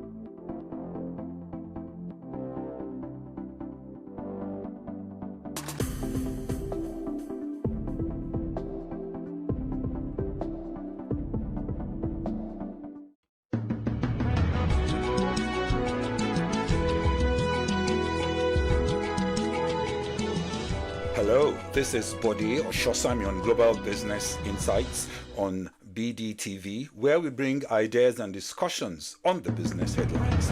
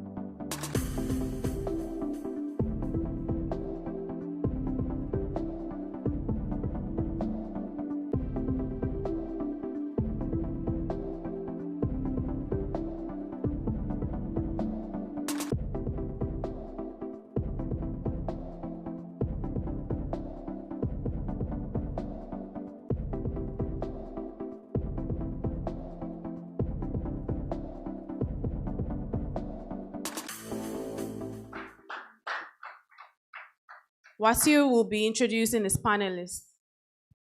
Thank you, Elizabeth. Good afternoon.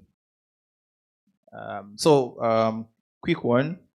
Joining me on this session, in no particular order, Mr. Boyega Fatimelein, founding partner, Dia Fatimelein & Co. Please, a round of applause for him. He's still outside. Yeah, I know him, of course. Yes, I know him. Yeah, I know him. Thank you. Sir, I just called your name. Thank you. You can have your seat, sir. All right. Following him is Mrs. Erejua Gbadebo, the Managing Director, Eco Development Limited, Eco Atlantic District. You're welcome, ma. Thank you. You may kindly have your seat, ma. Also, I have Mr. Akpomerene Ikogo. I hope I got that correctly. The Managing Partner, Mark Rennie, Legal Practitioner. Thank you. Please, a round of applause. I know we are busy munching something, but I think that shouldn't disturb us from, applauding them. Then lastly, I have here Mr. Emeka Ele, Principal Partner, Ubosi Ele & Co. Thank you very much for joining us today. Once again, my name is Wasiu Ali, Economic Reporter at BusinessDay. Thank you very much, Ma and Sirs, for joining me on this panel. For those of us who don't know the title of this panel, it's titled Financing the Future, Innovative Models for Affordable Housing and Urban Development. So where's the second mic? Okay. All right. I think I'm going to start the question straight with Mr. Boyega Fatimelein. So currently in Nigeria, we are battling with, in English they call it double whammy, but we have triple whammy now. We have inflation, we have interest rates, and we have FX volatility. So how are these three factors shaping the market trend in real estate? And what do you think would be the outlook for this year? Are we going to see anything differently, given that the MBS methodology? The depth of a largely qualified local people who could stand their ground anywhere in the world. About interest rates. When interest rates are applied to economy is when the economy is, maybe inflation is going up and they want to use it to curb inflation. That's why. But what they do is to make the economy smaller.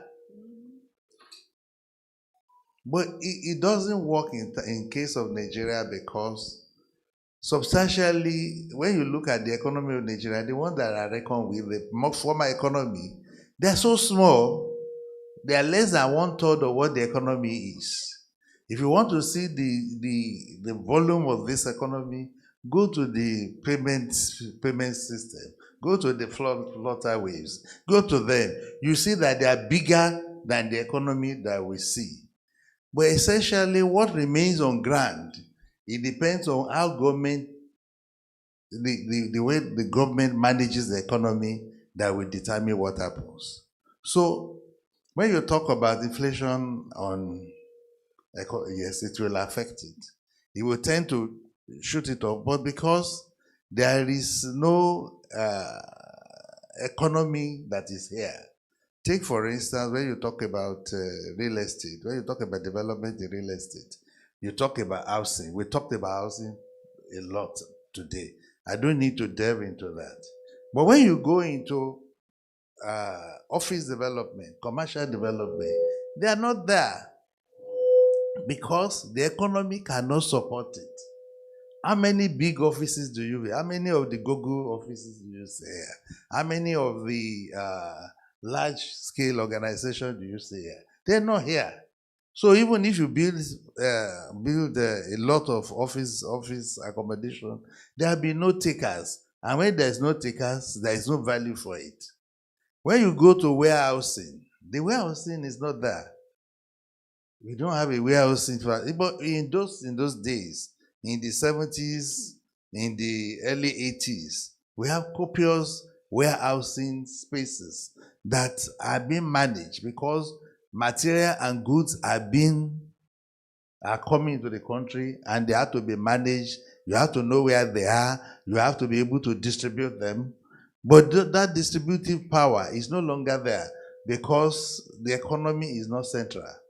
Today, what a Chanrai will import that will give room to employment of, we were talking employment earlier, of facility manager, procurement manager, distribution manager, is no longer there. You have a bunch of people who just import one container all over the place. It's not effective. They undermine the large importers. They cannot import enough. We are talking, so everything in Nigeria is just not enough. So there is no development here. There is no proper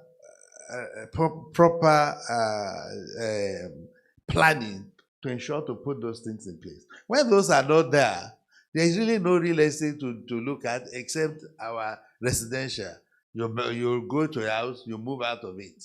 You do this, you don't. So those critical infrastructure, those critical spaces that are available to sell and lease are no longer available. It used to be there. Most of our warehouses in Ikeja and Oregon have become churches.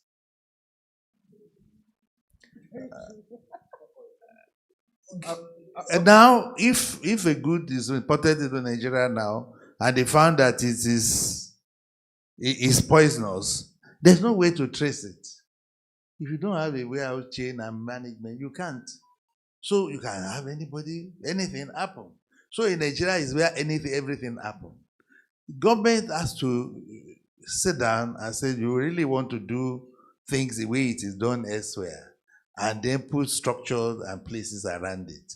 So that will give us enough advantage or opportunity to measure the inflation, the impact, to measure how the interest rate is actually affecting the manufacturing. The manufacturing are just manufacturing maybe the one they can sell because they don't even have the market.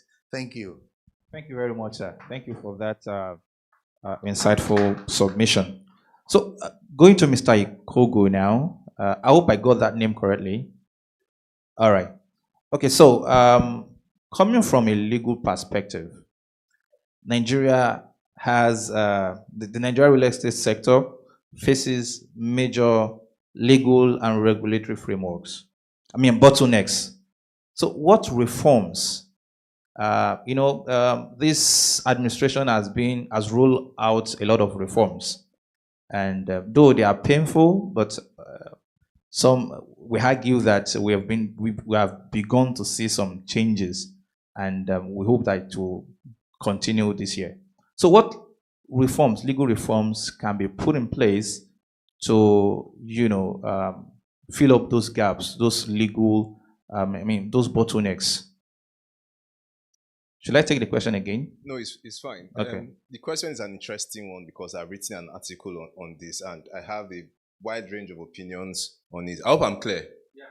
Okay. So the first thing we need to do is to amend the Land Use Act.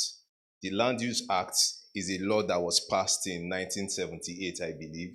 It is out of touch with the present state of realities in the country. So we need to amend it to now reflect things that need to be done in the real estate sector. That is one. Then two, we also, in my opinion, we also need to provide for specialized courts to handle land and property transactions.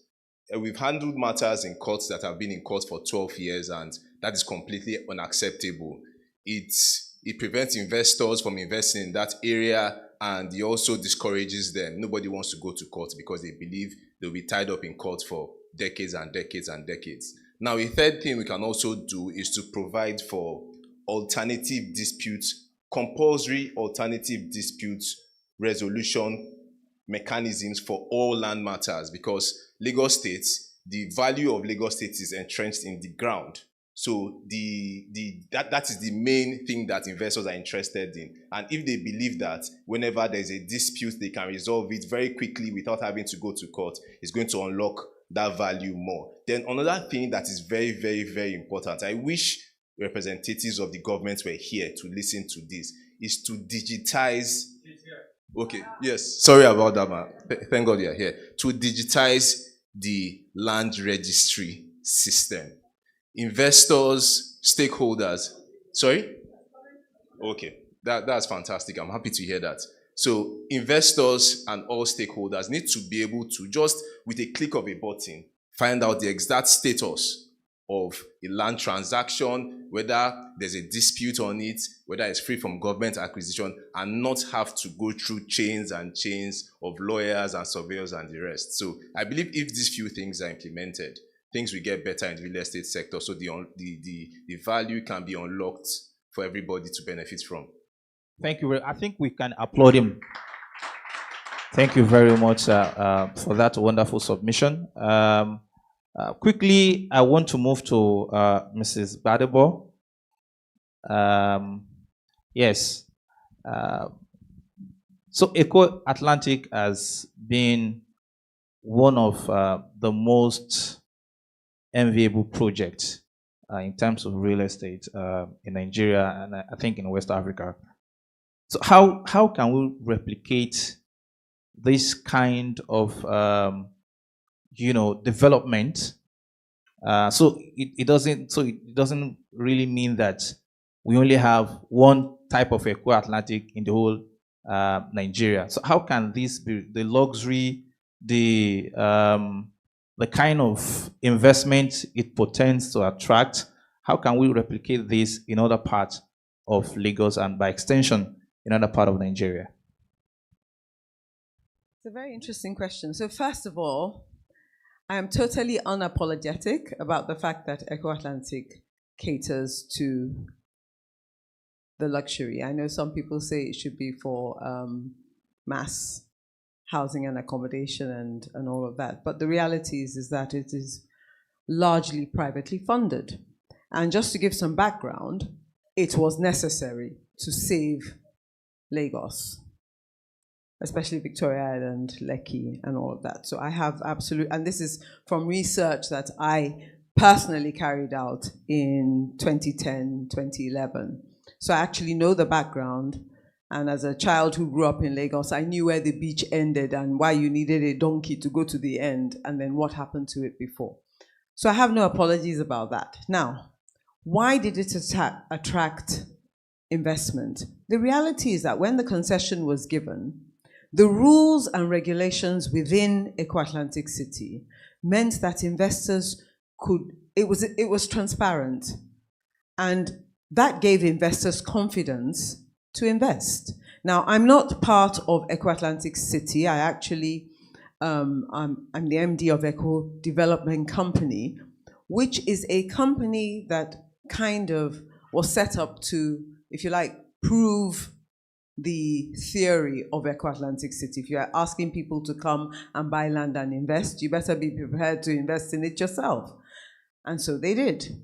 So if I'm going to now say, look, let's extend this into low, medium, and middle income real estate, and you want that level of real estate to also attract foreign or attract investment, let's even think of what this investment will do.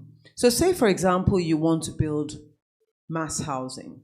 Mass housing, and my very learned colleague, Mr. Oduayo, quite rightly pointed out that we don't actually make anything here. So everything has to be imported. So there is an expense.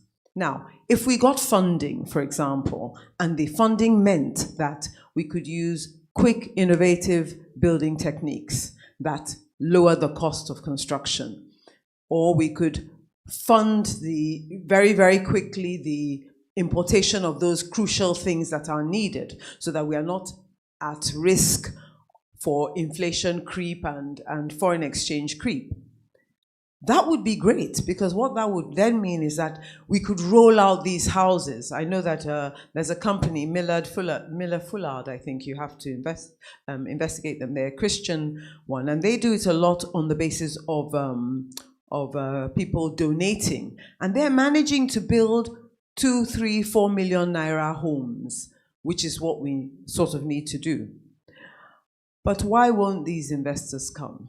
If we have a murky situation with regard to how our policies and procedures, if they cannot see that transparency, then why would they come? So if we could now use that need for transparency to leverage off, to insist on certain policies and procedures to be put in place. And unlike my learned colleague over here, I actually don't see them changing the Land Use Act, because we've been yelling the same thing since 2008 and there's been no movement. So let's just assume that the Land Use Act is not going to change and go back to the original reasons for why it was there, where people used to sell the land to 16 different people. And then everybody went to court over it. And that's some of the genesis for the Land Use Act. So let's park that. What we rather would say to the government is, look, can we have policies, and we have plenty of them, but can we have enforcement of transparent policies that would give investors the confidence to say, okay, I can invest in this low-cost housing scheme because there's transparency in the policy that will protect my investment. It's not going to be used as a hiding place to do some luxury something somewhere else. Then investors, because there are a lot of investors around the world that actually want to invest in these sorts of things because that is the nature of the business that they do. Not all of them want to invest necessarily in luxury. And just to give an analogy, I have a very good friend who he's into food and doing food, and for the longest time was one of these guys in a big hotel and all of that. And then he went off to set up his own restaurant. And I said, oh, Ladipo, what are you going to do? Are you going to do something? He said, no, Erija, I'm doing amala at 300-400 naira, so that you can get a meal for less than 1,000 naira, amala, meat, that the market is there. And that is true. Everybody talks about Nigeria and its massive population and its young population, but like somebody quite rightly said, the vast majority of our health and wealth and strength is running up and down Third Mainland Bridge trying to sell gala. So that is the vast majority. So yes, I am unapologetic for the luxury market, but I'm also very passionate for the low-income market, because the luxury market, I will tax them. Let them pay their taxes. Let that tax help to build. The reason people don't pay, again, we come back to this issue of non-transparency. So I know that in Lagos State, a lot has been done to make our policies, the enforcement of our policies, transparent. It started, I know, as far back as Fashala's time, and it has been going, some back steps, but generally forward thinking. That is where we need to focus on. Not on trying to change the laws, but actually trying to ensure that they're properly enforced, and that will give investors confidence to actually invest in other things other than real estate. And oh, by the way, like I said, the reason they were willing to invest in places like Echo Atlantic Cities, because that had been concessioned to South Energix for a number of years. So those policies are not under Lagos State per se. So people felt, okay, let's see what you're doing. How are you enforcing it? Okay, we will invest. And if we can do that in the States, and I know Lagos is doing a lot of work, so please keep on at that, then I think we'll go far. Thank you. Thank you very much, Ma. Please, yes, let's applaud her. Thank you. Now, to Mr. Emeka, we've had a lot of talk about mortgage, housing, to feed up the housing deficit, which amounts to about 28 million. So, in your own opinion, sir, what policy interventions are needed to make home financing more accessible? Thank you very much. Of course, I would say that the easiest one would be to reduce the interest rate. Bring it down to a single digit. People will be able to afford mortgages.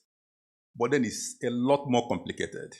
My Oga, Mr. Fatimile, referred to inflation and the interest rate, the CBN minimum interest rate. Naturally, when there is high inflation, fiscal policies like interest rate is what is used to fight inflation. And therefore, for as long as inflation is going up, interest rates would naturally be going up because that's a major tool of the CBN to fight inflation.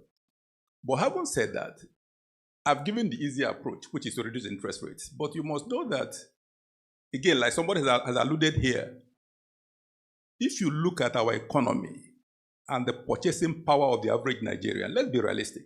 How much does the average Nigerian earn? I've often said that even if you bring in, at the rate we are growing, at the rate we are, even if you bring the interest rate to 1%, how many people can afford the mortgages based on strictly laid down procedure? Only very few. The man who is earning maybe 100,000, 200,000, how many people earn 200,000 naira in this country? He's got to feed his family, he's got to pay school fees, how much can he save to plow into a mortgage scheme that will be at the rate, so it is difficult. And I always say that, look, we're a long way from it, but the key is to generate a robust economic growth that can put more money in the hands of people.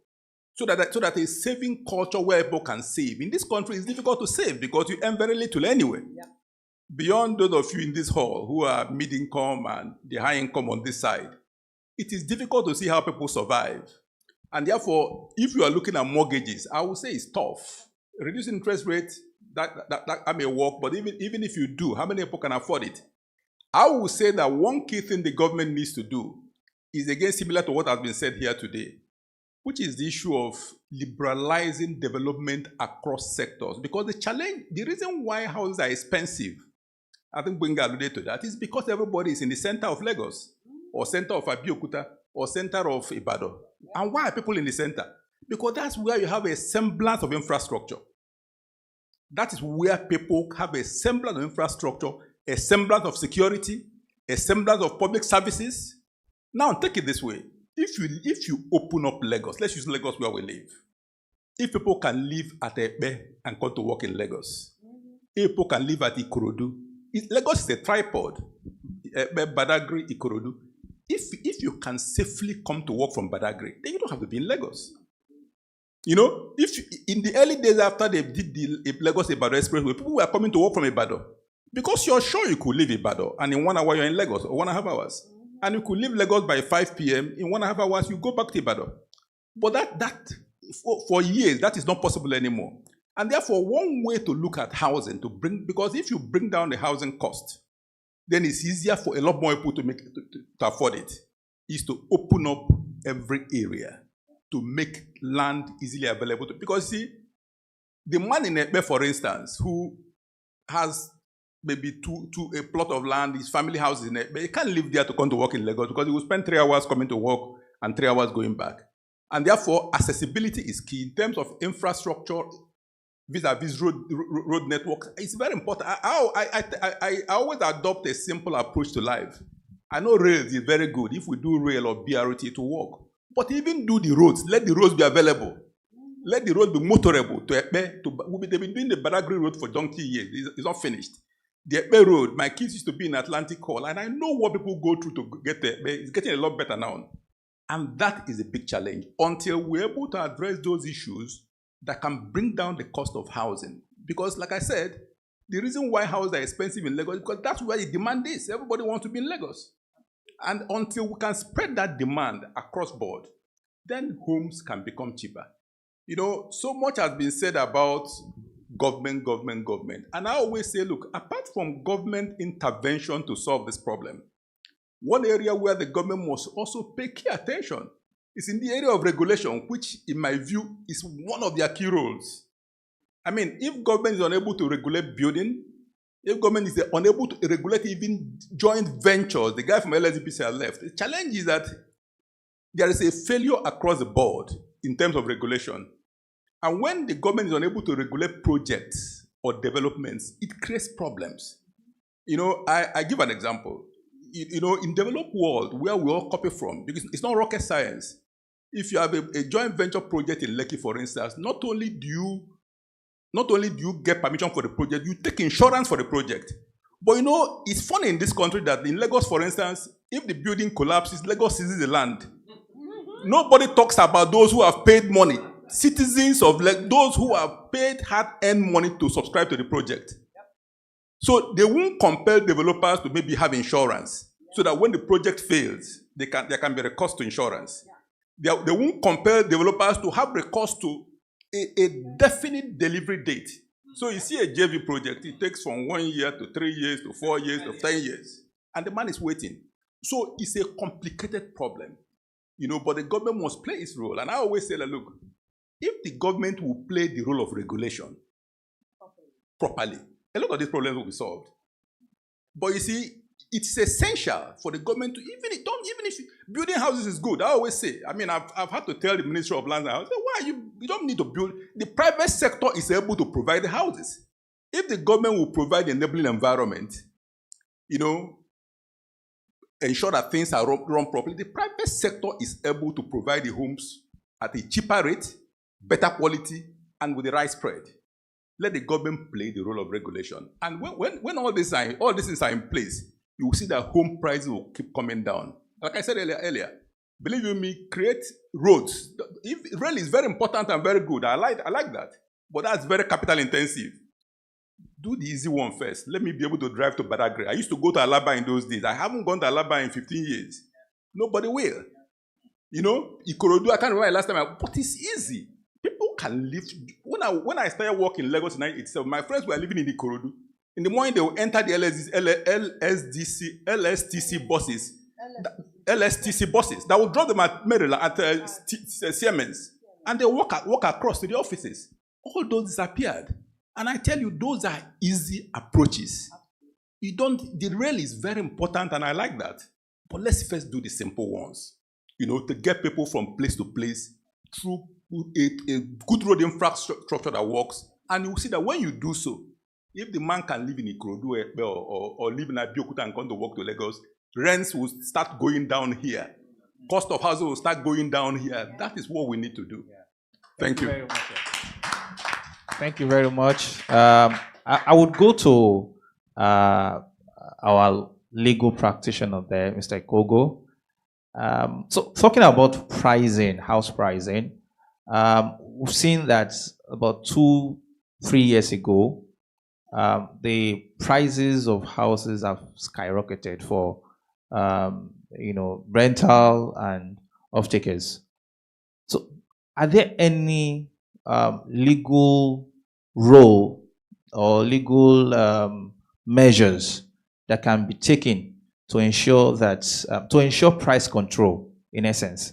Are there any because this was one of the things that is brewing on social media. People are ranting about house prices and all. So I'm asking you now, are there any legal frameworks that is applicable to this issue?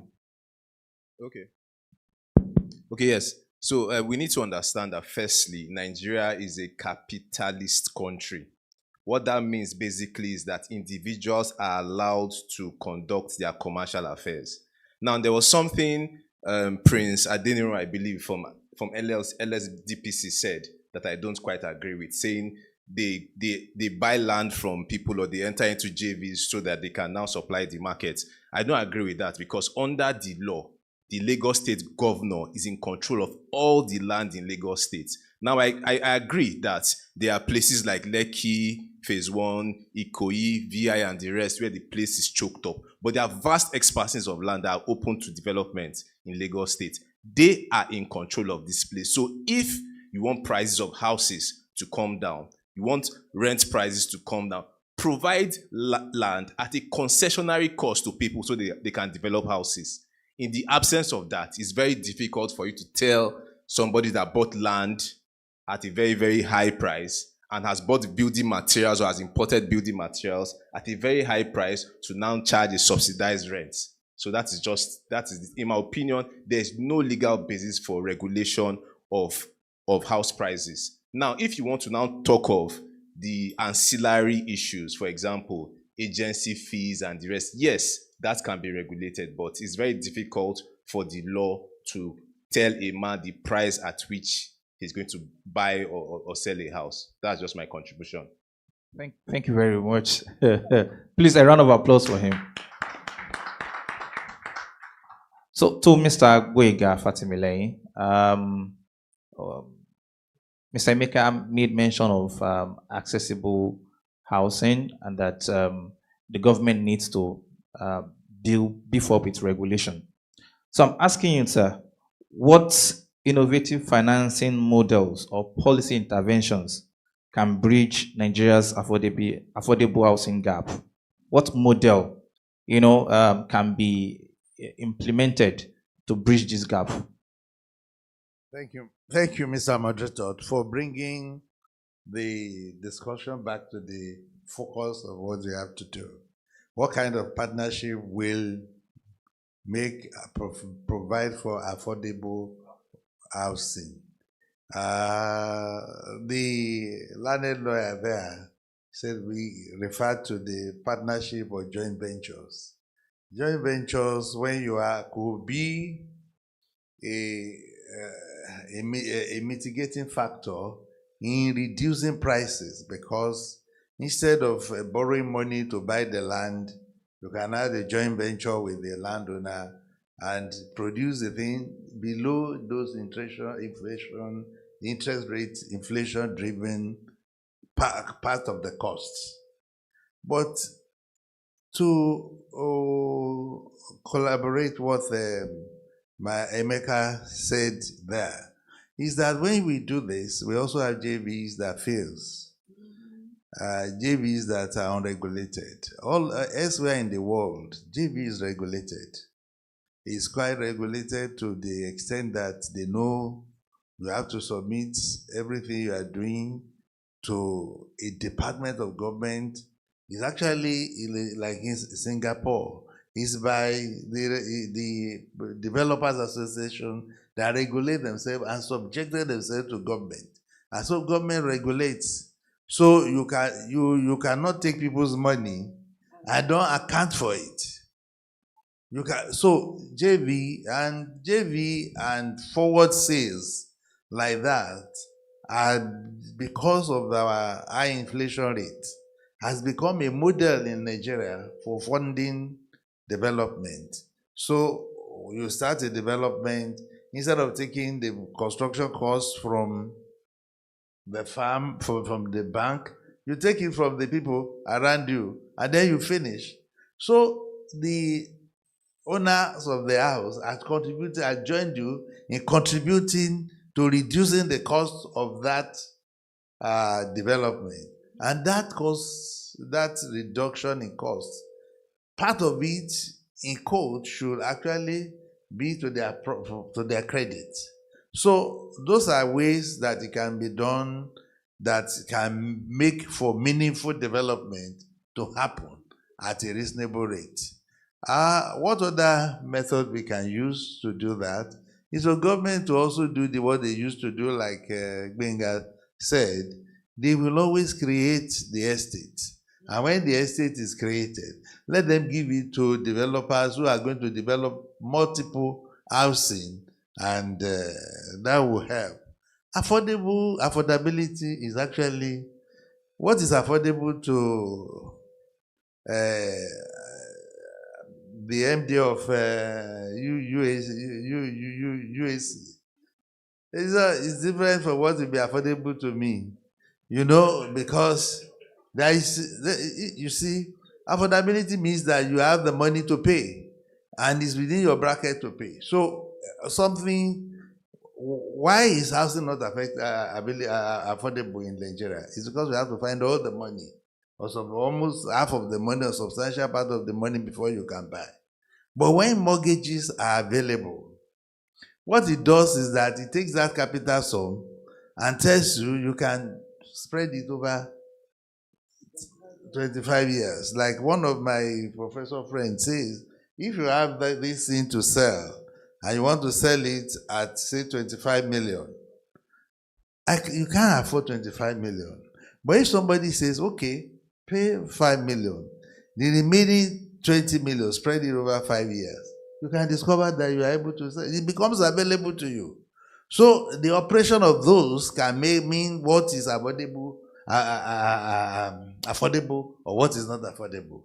So those are part of the things we can use to manage costs, to make it possible that we can expand the space under which we operate. Thank you.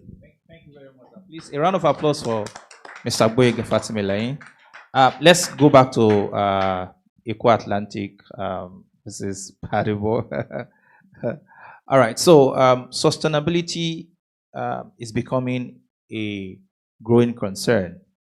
You know, everybody is keen into sustainability, ESG, and all of that. So how has Eco Atlantic incorporated green and climate conscious funding models? How has it been able to apply this to funding, actually? Very interesting question. And let me be very honest. I wish I knew, but that's a different matter. I will address it in a minute, but I wanted to address something my learned colleague said over here, that you can't regulate. The reality is you actually can. If zoning is enforced, let me give you a simple example of Dolphin Estate. As you drive into Dolphin Estate, it will tell you, this is a residential property. This is a residential estate. No commercial activity is allowed. And yet every other house is commercial. Openly so. Such that even the estate, people running the estate have two different service charges. 50,000 if you're residential and 150,000 if you're commercial. How? So then what happens? They're pricing all the residents out of the estate. Because if you want to rent a property now in Dolphin Estate, something that rented 4 or 5 million 2-3 years ago, they're asking 12-15 million because the corporations are willing to pay. And you alluded to the fact that, you know, who is going to rent? If government insisted that you carry out commercial activity in commercially designated buildings, then there'll be enough people to rent them. But half of our commercial activity is in residential. So, is in residential property. So I actually differ in the submission there. Now, talking about green, I'm not sure how they did it because I wasn't involved in the funding of Eco Atlantic, but I can say this. I do know that there was a lot of environmental impact studies done to see whether what they were proposing to do would have a detrimental effect on the ecology around Lagos. They actually found that, you know, even the Lagos wall, which is largely made of boulders from Abeokuta and concrete that acropods that they've done to create almost like a mesh on top of the boulders to create the wall, and if you're ever interested, just Google it, actually created a wonderful ecosystem for the wildlife in the Atlantic. So apparently Lagos has very nice scuba diving, if you're interested in that, and all of that. So what that did was it then attracted those people willing to fund who have, as part of their own ethos, sustainability in whatever it is they fund. Now, whether that's the answer to your question, I don't know. But I just want to give you some fun facts about the issue of green. Green is a prerogative for the luxurious. Let's be honest. To be green, to have an LED building, to be a green building, to be the man who's running up and down Third Mainland Bridge is not thinking about its carbon footprint. That is the prerogative of the luxurious. So that's the first thing I would say. Regarding Eco Atlantic City, for anybody who thinks it's a concrete jungle, please go there. In about 5-10 years, you will see that Eco Atlantic City is probably going to be the greenest part of Lagos because there's a tree every 2 meters on either side of the road. They have put in there over 30,000 trees. Now, what that does with regard to funding is that people visually see green and think, oh, this place is, eco-friendly. Then they come with their funding and they say, okay, this is a place we would like to invest, because the people who are creating this land are thinking long-term about the sustainability of the land and the greenness, if you like, both metaphorically and literally, of the land. And that then brings those funders who have that as part of their own ethos. And another fun fact, if you have a tree that you want to cut down and you'd like to save it, please get in touch with Eco Atlantic. They'll let you carry your tree. There are 2 old Ikoyi trees that they have replanted in Eco Atlantic, and a few more will come.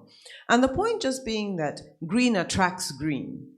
If you think of it, there are some companies, for example, that only wanted to go into Heritage Place, because Heritage Place was a LEED certified building. Now, I don't exactly know what the LEED means. I should in my profession, but I do know that that essentially it says, this is a green building. We've thought about its impact on the environment. We've thought about how to make it such that, the air conditioning doesn't have to be on 24/7. We're not burning fossil fuels as much as possible.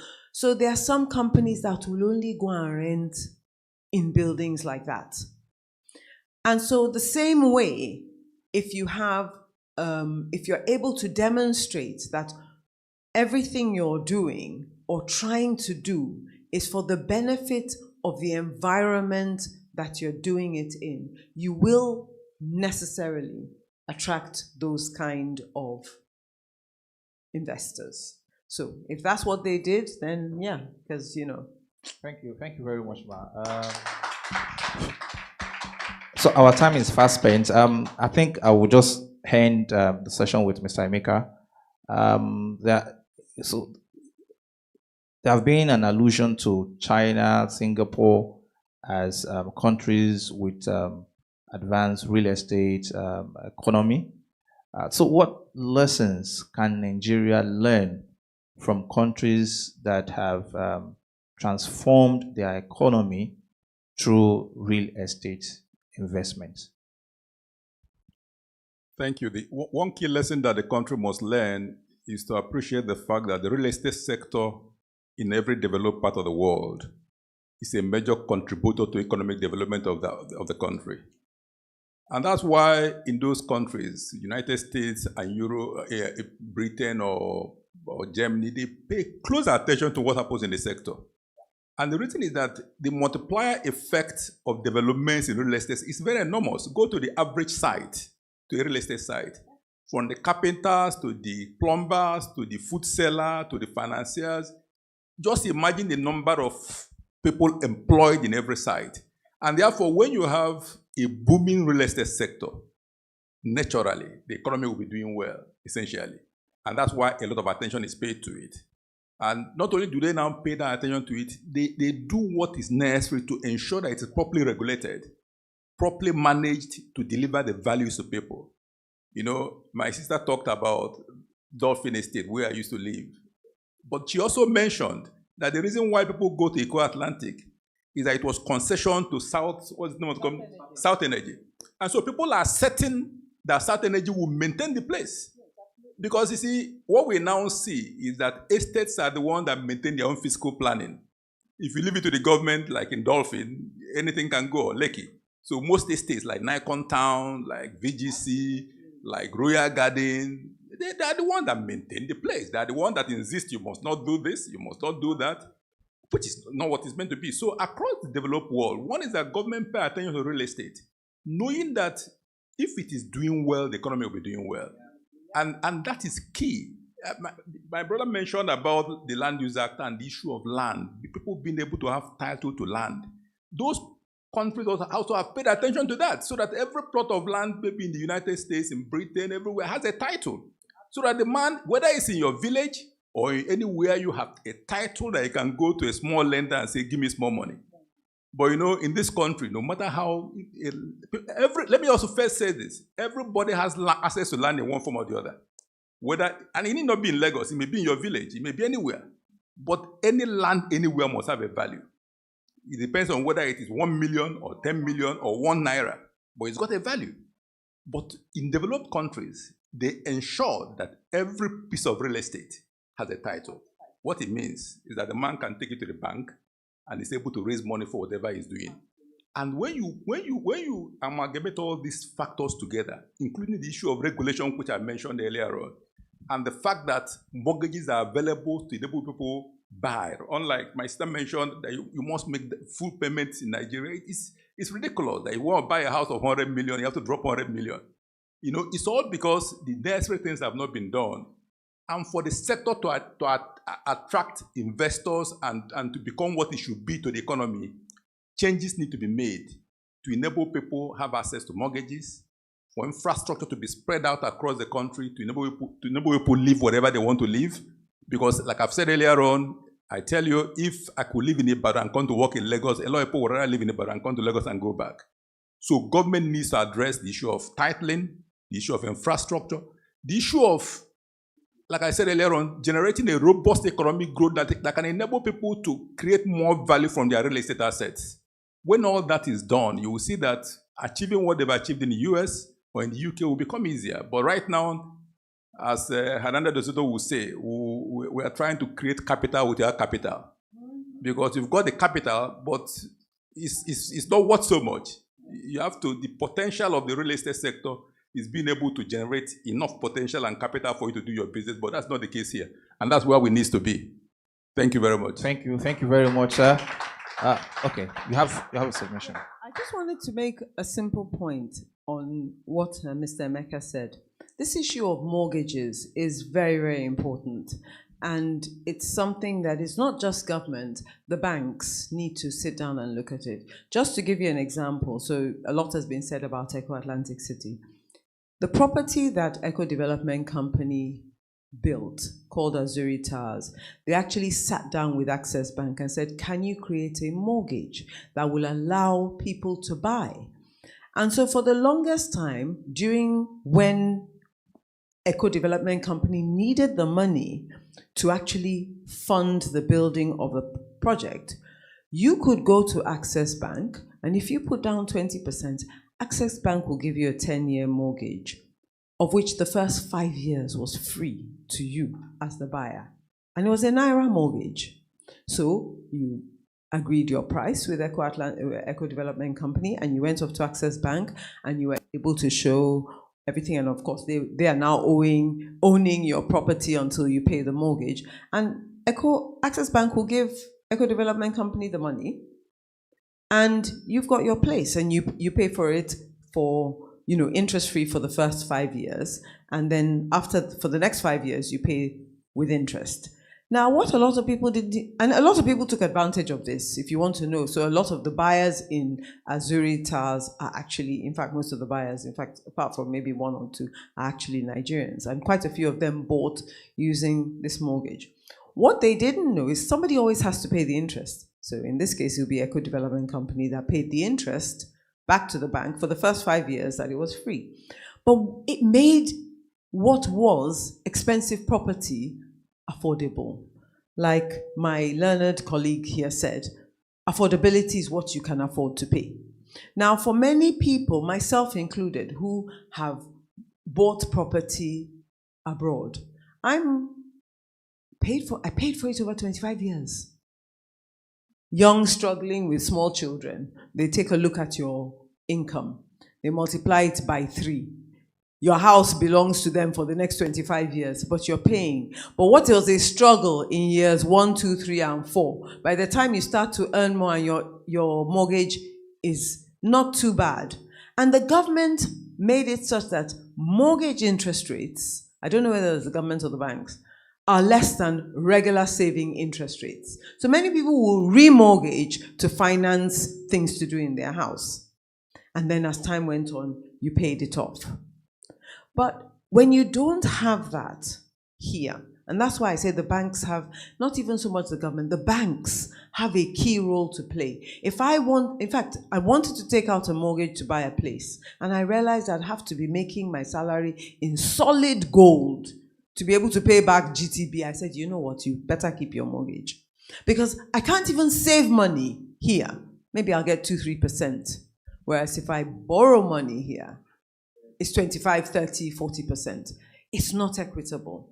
So it's not just government. And my colleague here said it so many times. It's not just government. What we want government to do is, please, be enforcing the law. Please, make sure that those policies that have been set out very carefully and very well by the legal departments of government, make sure that they are followed. And then, separately, let the private sector work within those parameters to create a more equitable situation for human beings and across Lagos. And then we will not find all our lifeblood running up and down Third Mainland Bridge. Thank you. Thank you very much, Ma. I think my panelists deserve a resounding applause. Thank you very much. I don't know if there will be time for one or two questions. Two questions, okay. Two questions. Any hand up, okay. Where's the mic? Okay. The guy in orange. Please go straight to your question. We don't have much time.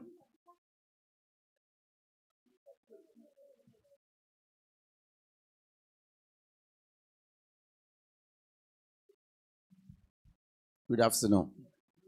My name is Idu Bakari. Well, so many things has been said by ESV Emeka concerning what we need to do to make housing available to so many citizens. But I think government can do more for us. Apart from documentation and also trying to enforce all these rules, if you want social housing to strive in the country, government needs to subsidize so many things. No investor will come to any country and use 20-30% to seek for approval, or you are doing documentation to a government. A developer that's going to borrow fund at 30%, 35%, at the end of the day, you want to seek for approval. Lagos State will tell you to come and pay 35% of the money you have borrowed before you can get approval. Let me give you an example. If you get to Dubai, there's a system they are running. We have Dubai Holdings, we have Dubai Municipal. When you are doing certain development, they give you concession on approval payment. You can spread your approval payment throughout the lifetime of your development. When you are doing social housing, they give you discount on what you are going to pay. I think Lagos State needs to learn from this because we have Madam here. They need to do something if they want us to grow. What government is doing today, they are killing developers. We need to say it the way it is. We are dying silently. And it's making housing so difficult for them to provide for the citizen. They can do so many policies until they are ready to subsidize approval and the titling costs. We are not going to find anything easy in this country. Thank you. Thank you very much. I think that was a comment. The man on orange, and then we hand it. Is it orange? All right. Good afternoon. My name is Godswill Osara. So, in terms of my question is, due to high cost of property in Lagos, in terms of innovation and sustainability, how can the government and private sector collaborate to create a long-term financial structure that protects investors while ensuring housing remains affordable for the future generation? Thank you.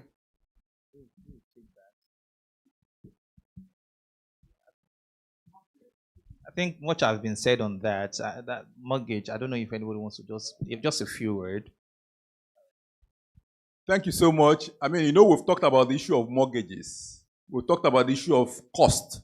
We've talked about the issue of spreading developments across every area so that people can live further away from Lagos or further away from Ibadan and come to work wherever.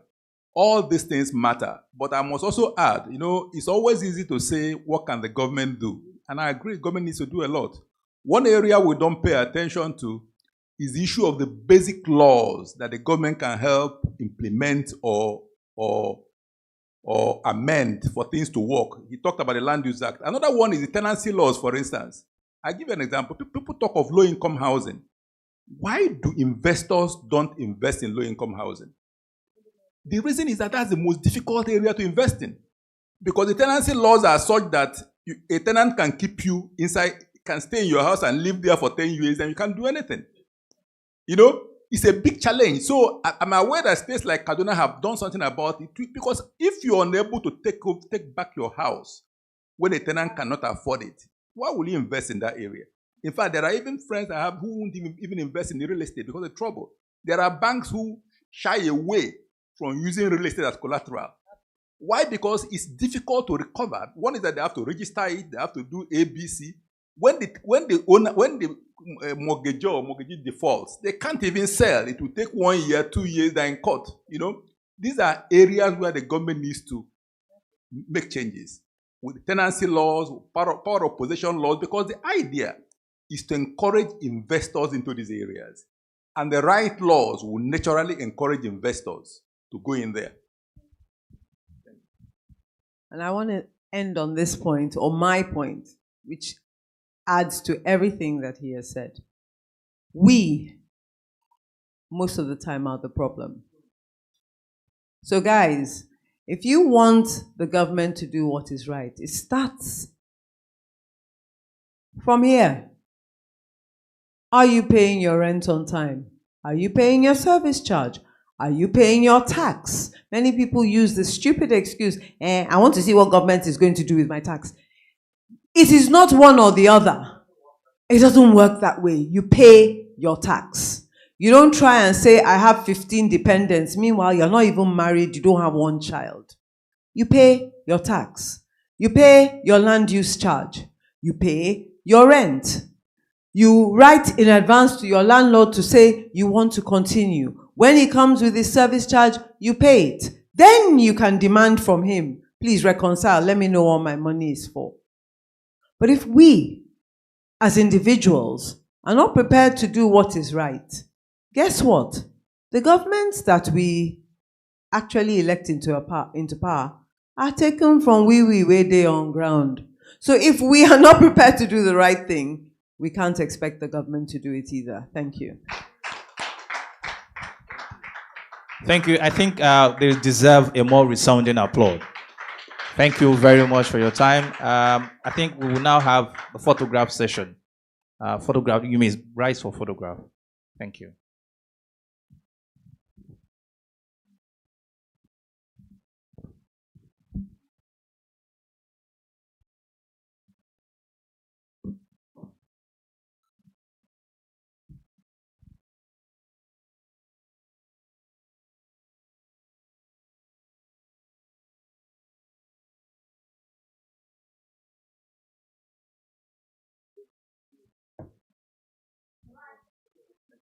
I do hope that after everything that we've learned today, I hope that we're not just going to leave here and not take any action. I hope that we seize opportunities and we continue to take action from all of the conversations that we've had here today. Also, too, please, we have a brochure available, and I would like for you to please scan the brochure. We have a feedback form that I would like for you to please fill, just to let us know how this conference was for you. Your feedback means a lot to us. I would like for you to please scan the brochure and let us know what your thoughts are on this conference. We truly appreciate you. My name is Elizabeth Musa, and it's been a delight being your MC. Thank you very much. We would like to please welcome the publisher of Business Day, Mr. Frank Aigbogu, for a closing remark. Please put your hands together as it comes up, please. Thank you.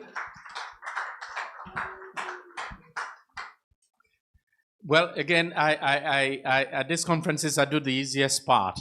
to say a word of welcome, and then at the end to thank you for coming. And that's exactly what I'm doing today. We truly appreciate the time that you have spent. And I'd like to especially thank a dear lady from government who not only came here and delivered the message, a goodwill message, but it's probably one of the few times that I've seen a government person come in the morning and stay till the end of the conference. She is easily very exemplary. So I thank you, madam. And through you, please send our regards to the Lagos State government. Now, I must thank our sponsors. You have been great partners with BusinessDay, and it is because of you that we are here today. I hope we have delivered value and will continue to deliver value to you. We appreciate your partnership and your sponsorship, and we look to you opening the doors for us the next time that we come knocking on the door. It's been a great day today. At some point, we try to get our guests back into the room just so that we can have this done because of those who have been here since morning. Some people might have felt offended by the way we asked them to come inside. Please don't begrudge us, pardon us for the offense, and we appreciate your coming. Once again, thank you very much. We will ask you to scan the QR code. We have a message there for you. We want to get better with every conference, and we think that your opinion will matter a lot to us and to how we organize future events. Now, there is still refreshment outside, some networking to be done, but then this is the end of the formal aspect of today's or this pre-invest conference. Thank you so much, and God bless you. Bye-bye now.